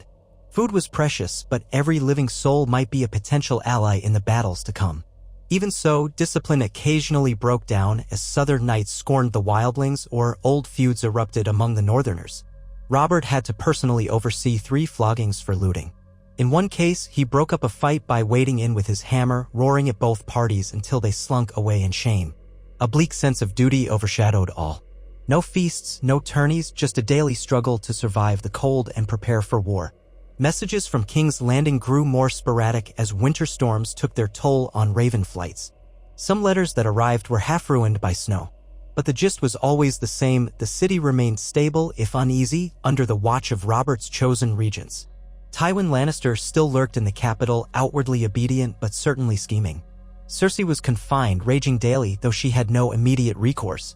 Tommen roamed the Red Keep in a lonely haze, no longer recognized as a prince. The small council struggled to maintain order, for the crown's coffers were drained and the whispers of war with the dead unnerved the populace. Some refugees even trickled south to King's Landing, telling wild tales of undead monsters. Fear spread easily among the small folk. They had lived through the War of the Five Kings, the depredations of Joffrey, the tyranny of the Lannisters. To hear that an even worse threat loomed in the north sounded like a nightmare. Riots began to break out in Flea Bottom. The Gold Cloaks cracked down. Word of these troubles filtered back to Robert, further burdening his conscience. The realm needed strong leadership, and he was holed up in the icy wastes. But what choice did he have? At last, after a seeming eternity of winter gloom, a horn blast signaled the arrival of a large force approaching Castle Black from the south. The watchers on the wall confirmed banners of Highgarden were among them. Robert descended from the keep's ramparts in haste. If the Tyrells had indeed come, that meant provisions, men, fresh impetus for the fight. He went forth to meet them at the gates of the wall, accompanied by a contingent of knights in Baratheon colors. The gate was hauled open with groaning chains. Snow swirled around them, half blinding. Then, through the white haze, he saw a column of men in plate and mail bearing green banners with the golden rose. The front line parted, and out rode Mace Tyrell himself, swaddled in furs, his broad face flushed from the cold. Alongside him came Ser Loras Tyrell, the Knight of Flowers, looking pale from old wounds but upright in the saddle. And with them, to Robert's astonishment, was Olenna Tyrell, known as the Queen of Thorns, her small frame nearly lost in thick cloaks. Robert wondered what madness had driven her to travel so far north. The Tyrell host stretched back a great distance, wagons in tow. Robert glimpsed the bright green of their livery, the flash of steel, the shapes of well-fed horses. They were a formidable sight indeed. As they drew closer, Mace Tyrell doffed his fur-lined helmet, tried to dismount gracefully, and nearly slipped on the ice. He recovered, face reddening. Robert advanced, forcing a stiff courtesy. "Lord Tyrell," he growled, projecting the gravitas of a king. "You come at last." Mace plastered on a smile. "Yes, your grace. I bring 10,000 men, plus supplies, grain, salted meat, pickled vegetables, and ale from the Reach. My mother insisted I not come empty-handed." Olenna Tyrell, perched on a donkey rather than a tall warhorse, sniffed at Mace's words. Her hawkish eyes roamed the icy surroundings as though unimpressed by the grand spectacle of the wall. Robert felt a surge of grudging gratitude. 10,000 men, plus supplies, was a boon indeed. Yet he was no fool. He knew Mace Tyrell would expect a handsome return for this show of fealty. He nodded curtly. "Your men and supplies are most welcome. We face a foe unlike any in living memory. Your arrival may be the difference between life and death for thousands." Ser Loras Tyrell inclined his head. "We serve the realm, your grace." He wore a thick scarf around his neck, perhaps concealing some scar from the battles in King's Landing or the fiasco at Dragonstone. His famed beauty was somewhat diminished, but the fierce gleam in his eyes remained. "Where shall we position our men?" Robert gestured for them to ride inside, out of the stinging wind, though Castle Black was hardly a comfortable castle for highborn visitors. They would find no sumptuous halls here, no grand feasts or gardens of roses. The Tyrell retinue made a slow, clattering entrance. Robert noticed Olenna's gaze flicking to the ragged state of the garrison, the lines of half-starved wildlings, the blackened scarring on the ramparts from white attacks. She said nothing, but her face was drawn. Perhaps even the famously caustic Queen of Thorns was unsettled by the reality of what they faced. Once inside, Robert offered them the best warmth he could, a hastily cleared hall near the mess area where fires crackled in stone braziers. The Tyrell officers and bannermen crowded in, stamping snow from their boots, glancing around at the bleak surroundings. Robert took his seat at a rough-hewn table, motioning for Mace Tyrell and Olenna to sit across from him. Lord Mace fumbled with his cloak ties, eager to make an impression, while Lady Olenna perched like a small bird, hawk-eyed. Gendry hovered behind Robert's chair, along with a few Storm Lords and Northern Lords. Melisandre was conspicuously absent, perhaps by choice. She knew the Tyrells might not look kindly on her brand of religion. Mace was first to speak, voice hearty. "Your Grace, let me say how wonderful it is to see you in command again. My men are at your disposal, but I do hope we can reach some arrangements that benefit the Reach." He glanced at Olenna as though seeking approval. "We have brought ample food, but we must ensure fair compensation or at least guaranteed trade privileges once the threat is ended." Olenna Tyrell snorted. "If we live that long." "Tell him the truth, Mace, we want more than trade privileges. We want the realm stable under a sensible king. If that means King Robert, all the better. At least he's big and strong enough to keep the wolves at bay." Her gaze flicked to Robert, bright with cunning. "But you must ensure no more nonsense from the Lannisters. I'm sick of hearing their name." Robert grunted, half amused by her candor. "You'll find no love for the Lannisters here, my lady. But we need their swords, too, if we are to stand a chance against the White Walkers." Olenna pursed her lips. "Yes, well, the realm is in a sorry state. Perhaps necessity will force even those golden-haired vipers to behave." She shifted, pulling her cloak tighter. "But do remember, your grace, we Tyrells have long memories. If the Lannisters betray us again, we will not be gentle." Robert met her stare. "Nor would I. Let them try. For now, we have an uneasy peace. In time, if war is needed, we'll wage it. But first, the walkers must be dealt with." Mace Tyrell cleared his throat as though uncomfortable with Olenna's blunt manner. "Ahem. The main body of our host will need somewhere to camp. Perhaps along the new gift outside the wall? We will also need to coordinate patrols. We hear these undead fiends don't just assault armies, they can slip through in small packs." Robert agreed. "Yes, we'll organize it. But we must be cautious. A single bite from a white might not turn a man, but if he's slain and not burned, he'll rise a day or so later. Keep your men vigilant. We have the Night's Watch to help show you the ropes." Conversation turned practical. They began dividing the Tyrell host into battalions, assigning them to fortify certain positions, to patrol others. Word that the famed Knight of Flowers had arrived buoyed some hearts. Men spoke of Loras's skill, though Robert knew skill with a lance might matter less than skill with dragaglass. Still, every warrior helped. Over the following weeks, the Tyrell camp sprawled outside Castle Black. Their wagons relieved much of the dire food shortage. Bread and ale were distributed carefully, though the Tyrell bannermen insisted their own ranks eat first. Tensions inevitably arose between the proud knights of the Reach and the scrappy northern and Stormland soldiers who had fought whites already. More than once, Robert had to quell a near brawl, reminding them that the real enemy was out there in the cold. Training sessions were organized, taught by experienced rangers who showed how to fight in snow, how to burn white corpses swiftly, and how to shatter a White Walker's weapon if possible. The men of the Reach, used to gentler winters, complained bitterly of the cold. Some died of exposure in the first nights, but their leaders pressed them to endure. All the while, Robert kept an ear out for rumors of Lannister or Tyrell intrigue. He suspected the Tyrell arrival was not just about saving the realm. The Queen of Thorns might have some scheme in mind, possibly about forging a marriage that linked Baratheon and Tyrell more firmly. But Robert found he had little energy for such intrigues. He was nearing 50, battered by the boar's wound and the rigors of the north. The thought of wedding again, especially after the fiasco of his marriage to Cersei, made his stomach churn. He had Gendry as an heir in all but name, though that was not a typical arrangement. Whether he wanted to legitimize Gendry remained an open question. The realm might balk at a bastard king, but if any father's blood was indisputable in a child, it was Robert's, given how strongly Gendry resembled him. Despite the arrival of these reinforcements, a sense of dread grew as winter deepened. The nights lengthened. Scouts reported the quiet northern wastes. No major sightings of whites, no big battles. It felt as though the walkers were holding their breath, waiting. Robert found this eerie. Every day without an attack was a day they could fortify, yet he knew an offensive would come eventually. Did the enemy mean to gather in unstoppable numbers? Were they forging their own alliances among the savage storms? Then, in a single day, everything changed. The horns on the wall blared thrice, enemies approaching from the north. The men scrambled to the ramparts, grabbing torches and bows. Robert clambered up to a vantage point near the top of the wall, ignoring his aching side. The view was breathtaking and terrifying. The horizon was a vast sheet of white, marred only by the dark silhouettes of pine forests. At first, Robert saw nothing. Then, to the far northwest, shapes emerged. Dozens, then hundreds, then thousands. The watchers gasped. It was an army, an endless swarm of whites shambling forward. Their numbers seemed impossible, an ocean of the undead. Interspersed among them moved large shapes, possibly giants twisted into whites, their fur matted with ice, each step shaking the ground. And at certain points, Robert glimpsed forms on undead horses, pale riders with blue eyes. White walkers. Far more than had attacked their camp weeks ago. An eerie hush fell over the top of the wall. Men stared, stunned. Even Ser Loras Tyrell, who had ascended to watch, went pale. He muttered a silent prayer to the seven. Robert clenched his fists on the ice-crusted stone parapet. So that was it, the White Walkers had gathered their host. The question was, did they mean to assault the wall directly, or bypass it? Could they even climb it, or bring it down?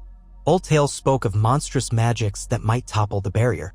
The hoarfrost-laden wind stung Robert's cheeks as he considered their options. Castle Black itself was no fortress in the conventional sense, being open to the south. The true defense was the wall itself, nearly 700 feet of solid ice, but undermanned across its span. They had men from Eastwatch to the Shadow Tower, but nowhere near enough to hold every foot. If the White Walkers found a weak point, or if they had magic that could breach the ice, the realm would be laid open to them. A squire came panting up the steps with a message from Dennis Mallister. The watch proposed sending fire, arrows, and trebuchets loaded with flaming pitch if they could muster enough. The Tyrell men were already rushing to fortify positions along the top. Robert gave swift instructions, ordering the horns to call every man to battle readiness. Archers should prepare for a siege. Boiling oil, whatever they had, should be placed at vantage points. If the undead reached the base of the wall, they might attempt to scale it, or at least throw themselves against its gates. Others whispered about the Night King of legend or the possibility of ice spiders. Robert bellowed at them to focus on what they could see, not rumors. Fear was their greatest enemy now. While men scrambled, Robert found Gendry near the racks of dragonglass-tipped spears. The boy's eyes were wide as he peered at the horde in the distance. "I never saw so many," Gendry breathed. "How can we fight them all?" Robert placed a heavy hand on his shoulder. "We fight like men, lad. We hold them here. If we fail, all Westeros is lost. There's no choice." Gendry swallowed, nodding. He hoisted a spear, the point glinting black in the torchlight. "Then I'll fight. I'll hold." Robert realized how proud he was. Not for the first time, he thought. If the gods willed it, Gendry would stand as the rightful heir to House Baratheon. A bastard, yes, but in times like these, such trifles mattered little. Survival was the only thing that mattered. Below, horns sounded again. Robert peered into the gloom. The undead mass crept steadily closer, no hurry in their shambling march. The White Walkers on skeletal horses seemed to survey the wall, gauging how best to break it. The living defenders had a single advantage: the walkers had to come to them. Even so, the numbers threatened to overwhelm. One of the Night's Watch officers spoke of lighting a massive trench at the wall's base, but to do so, they would have to send men out there to set it ablaze. The open ground around the wall was broad, an old kill zone. If the undead advanced en masse, it might buy them time. Robert seized on the idea. Yes, do it. Use pitch, oil, anything that burns. I want a ring of fire around our position. If the Whites want to charge, they'll have to cross the flames. With that plan in place, a detachment of Rangers and Tyrell volunteers slipped out the south gate, circling around to the north side of the wall through hidden tunnels, aiming to dig shallow trenches and pour oil in them. It was a risky operation, but if it succeeded, they would have a defensive perimeter. Meanwhile, Robert and the others took up positions along the battlements. Archers stood in rows, adjusting their quivers. Catapults and scorpions, salvaged from old stores or built by Gendry's improvised smithies, were aligned to hurl flaming missiles. The tension grew unbearable. Light began to fade, the sky turning a bruised purple as dusk approached. The dead advanced relentlessly. Robert forced down the memories of his last stand here, the night the Whites attacked. That had been but a fraction of this. Now the true test came. Sunset bled across the horizon. The undead swarm was within bowshot, though at the extreme limit. A hush fell across the wall, broken only by the moan of the wind. Then, from below, came a faint glow as the detachment finished laying their oil trench and lit it. Fire blazed in a long line, crackling fiercely. For a heartbeat, hope flickered in Robert's chest. The Whites would have to walk into flame to reach the wall. But the White Walkers seemed unconcerned. The riders halted their advance. Silence reigned, the living defenders peering down, hearts pounding. Then came a shrill, piercing cry. One of the White Walkers lifted a spear of ice as if commanding the tide to move. The Whites pressed forward, oblivious to pain or fear. Robert felt a chill deeper than any winter wind. They were simply going to march into the flames, using their own bodies to snuff them out by sheer mass. Shouts rang out along the battlements.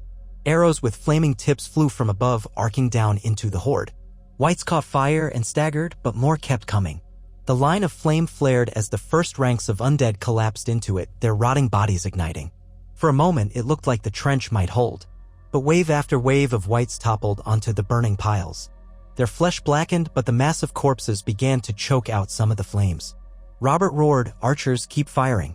Catapults loose. Flaming pots soared overhead, crashing among the undead, splattering them with burning oil. Pillars of fire lit the night. The stench of charred, rotting meat filled the air. Across the field, the howling of wind mixed with the eerie moans of the Whites. The defenders cheered each time a mass of undead collapsed. And yet, the tide did not stop. More and more bodies poured in, piling atop the burning dead, gradually smothering sections of the flames with their sheer weight. Robert's teeth clenched. It was like trying to hold back the sea. Then, in the flickering glow, the White Walkers spurred their undead horses forward. The watchers on the wall shouted warnings. These pale riders approached the trenches where the flames were strongest. One of them raised a hand. A gust of impossibly cold wind swept out, swirling with frost. Robert watched in horror as the flames there flickered, guttered, and died. Another White Walker did the same at a different point along the fiery barrier. In moments, large gaps formed in the line of flames, allowing the Whites to stream through unimpeded. A chorus of panicked cries arose from the battlements. Arrows whistled down, but the White Walkers themselves proved elusive, weaving their horses away from direct hits, their supernatural grace outmatching mortal aim. The Whites, freed from the barrier, shuffled en masse to the base of the wall, some of them clawing at the ice, others pounding with inhuman strength. Catapults fired again, raining flaming debris. Dozens more Whites fell. But for each one destroyed, it seemed a dozen more advanced. Robert realized that if they couldn't contain them at the base, the undead might find a path around or bring the entire area under siege. He rushed along the battlements, shouting orders for reserves to move to the ground level. The gate at the wall was heavily fortified, but not impenetrable. The men had built barricades and spike pits. Now, the Whites were pressing in from multiple directions. Robert glimpsed giant shapes among them, undead giants swinging massive clubs. Even a thick patch of flaming pitch might not stop them. Shouts of alarm told him the west flank was under heavy assault by a cluster of these monstrous Whites. As the night wore on, the defenders poured everything they had into the fight. The air stank of smoke and fear. Men hurled torches, dropped flaming boulders from hoists. Some Tyrell knights descended from the wall to form a shield wall in front of the gate, side by side with the Night's Watch and Northern Lords trying to hold the line in direct combat. Robert himself, ignoring protests, joined them. He marched out, flanked by Gendry and Ser Loras Tyrell, into a swirling snowstorm lit by the glow of burning whites. A barricade of sharpened stakes stood in front of them. The first wave of whites hit it, impaled upon the stakes, squirming and clawing. Those behind pushed forward mindlessly. Robert roared and swung his warhammer over the spikes, crushing skulls, splitting torsos. Fire blazed from torches mounted near the barricade, setting undead flesh alight whenever they pressed too close. The stench was unimaginable. Screams rent the air, both living and dead. A giant white lumbered forward. Its eyes burned with pale fire. It lifted a fallen tree as a club. Ser Loras launched himself at it, hacking at its knees with a Valyrian steel sword. The blow bit deep, but the giant hardly faltered, swinging its makeshift weapon in an arc that shattered a portion of the barricade. Men flew back, bones crushed. Robert bellowed, pushing through the carnage. He hammered at the giant's ankle, feeling a sickening crunch. The giant stumbled. Torches rained upon it, setting fur and half-rotten flesh ablaze. With a ghastly moan, it toppled, scattering whites beneath its bulk. Robert barely scrambled aside in time. Gendry dragged him back from the collapsing giant, then smashed an oncoming white with his hammer, black gore spraying across the snow. They fought for what felt like hours in that inferno of ice and fire. The waves of undead seemed endless. Whenever a gap opened, men poured more flaming oil or hurled dragon glass spears to keep the whites from massing. Robert felt exhaustion in every muscle, but he pressed on, ignoring the stabbing pain in his old wound. To falter was to die. He roared commands, urging the defenders to hold. They gave ground slowly, inch by inch, battered by the relentless assault. The clash of steel and the shrieks of the dead rose to a deafening pitch. A shrill blast of wind cut through the chaos, heralding the approach of a White Walker. Robert turned to see it step through the breach in the barricade, pale sword in hand, eyes glowing with malevolence. A handful of men rushed it, but it moved like living frost, parrying blows and cutting them down with lethal grace. Robert and Gendry charged. They both swung hammers, trying to corner it.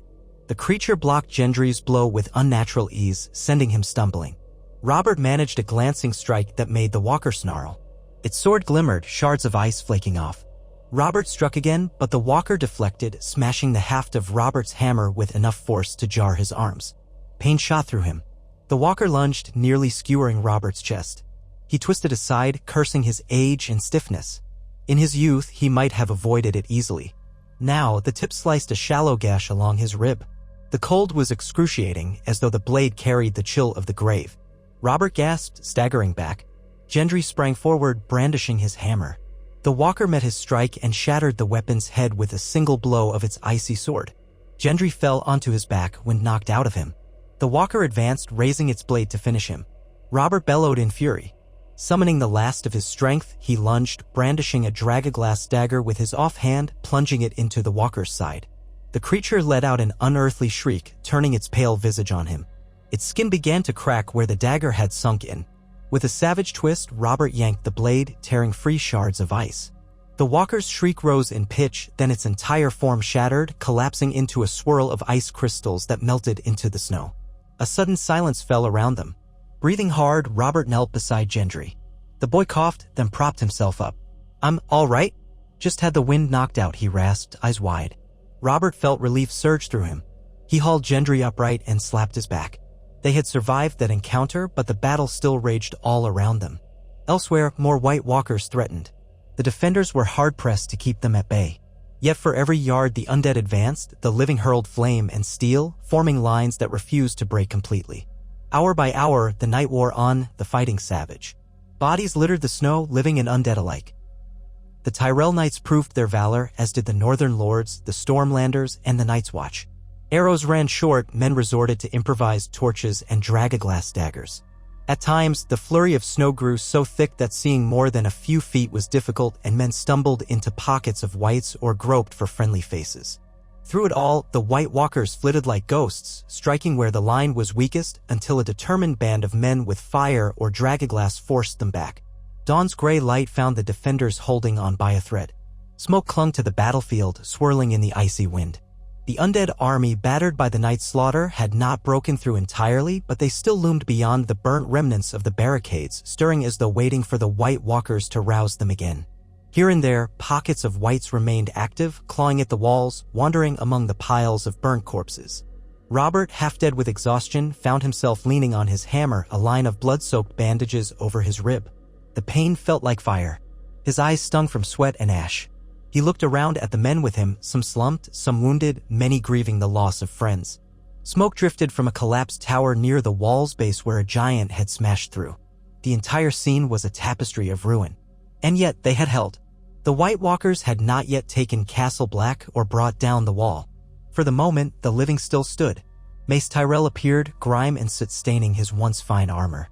He wore an expression of stunned relief. "Your Grace," they pulled back. "At least for now." Robert gazed across the field. Indeed, the White Walkers seemed to have withdrawn.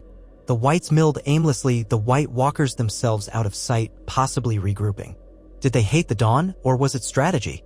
The ancient tales, said the others as the old folk called them, disliked the sun, or perhaps they could not muster their full powers in daylight. Either way, it gave the defenders a precious respite. But for how long? He was about to speak when movement caught his eye. A pair of battered knights approached, supporting a third figure between them. It was Stannis, pale and grim, wearing a half-frozen cloak. He had insisted on leaving his sickbed when he learned the battle had begun. One of the knights said he had fought on the ramparts with a borrowed sword in defiance of his injuries. Stannis glared at Robert. "You said you would call me if they attacked," he rasped, voice raw. "I had to come. This is my war too." Robert almost barked out a laugh. "You stubborn ass. You could have died out here." But he couldn't quite scold him. They were all at risk of dying. Stannis gave a minute nod, scanning the carnage with hooded eyes. No more words were exchanged for a moment. The sight spoke for itself. Hundreds or thousands of whites burned, dozens of the living slain, the ground churned into a blackened slush. And this was only the first major assault. Men began the grim work of reforming lines, collecting the dead, ensuring every fallen comrade was burned so they would not rise. The morning light revealed the extent of the devastation. Wails of grief and the crackle of flames were the only sounds. Robert walked among the wounded, his limp growing more pronounced with each step. He paused by a man pinned under the corpse of a white, freeing him with help. He glimpsed Gendry assisting with the pyres, face set in a grim mask. The sight filled him with both pride and sorrow. They had won a night of survival. But at what cost, and for how many nights could they repeat this feat? The White Walkers would likely return at dusk or the next dusk after that, when the advantage of darkness was theirs. The realm had never known a siege like this, an enemy that could not be starved out or demoralized, an enemy that rose from the bodies of the fallen, an enemy that could manipulate the cold itself. Robert realized that if the rest of Westeros did not come to their aid soon, it might not matter how bravely they fought. They would be overwhelmed eventually. Or the White Walkers would circumvent the wall at Eastwatch or some other vantage. They needed a decisive advantage. The old songs mentioned dragonglass, Valyrian steel, and dragons. A memory flickered in Robert's mind. Across the sea, Daenerys Targaryen, daughter of the Mad King, was said to have hatched 3 dragons. He had once sworn to kill any Targaryen who might rise. But the realm he had fought to rule was in peril that dwarfed the old hatred. Could it be that the Targaryen girl might hold the key? He shook the thought away for the moment, but it lingered like a spark in the dark. He turned to Mace Tyrell, to the Night's Watch, to the Northern Lords, to Stannis. "We'll rebuild the barricades. We'll burn our dead. We'll not give them a single body if we can help it." He gritted his teeth as his side throbbed. "I'll stand here until the 7 kingdoms come to our side, or until the last White Walker is ash." Stannis, leaning on a makeshift crutch, inclined his head. Together, then, he said softly, the closest thing to camaraderie Robert had ever heard from him. Robert looked out over the field of blackened snow and the restless whites. He thought of Ned Stark, of the promise he'd made to avenge him, to protect his children's inheritance, and of how petty that promise now seemed compared to the fate of the living. Yet in a sense, by standing on this wall, he was protecting them all, Ned's memory, the living realm, and everything worth preserving. The day might come when the Lannisters would face his wrath once and for all. But first, he would hold the North against this ancient terror. That was the vow he silently made as the smoky dawn burned overhead and the moans of the undead echoed across the ice. If the realm was to have a future, he would fight for it here, at the edge of the world, until no breath remained in his body. Only then, if the living still prevailed, would Robert Baratheon return south and settle accounts with the lions who had once brought him low. One war at a time, he told himself. One war at a time. He took a final, rasping breath, feeling the deep chill settle into his bones. Then he raised his warhammer overhead, letting its battered steel catch the wan light of dawn, and roared to his men, to the Tyrells, to the Night's Watch, to every soul within earshot, "We hold, or we die." The cry echoed off the wall. The battered defenders raised their arms in weary, unison defiance. The White Walkers might return, might come in greater numbers. But as long as Robert Baratheon drew breath, he would not yield. In that, at least, he was the same man who had once toppled a dynasty. Now he meant to topple death itself.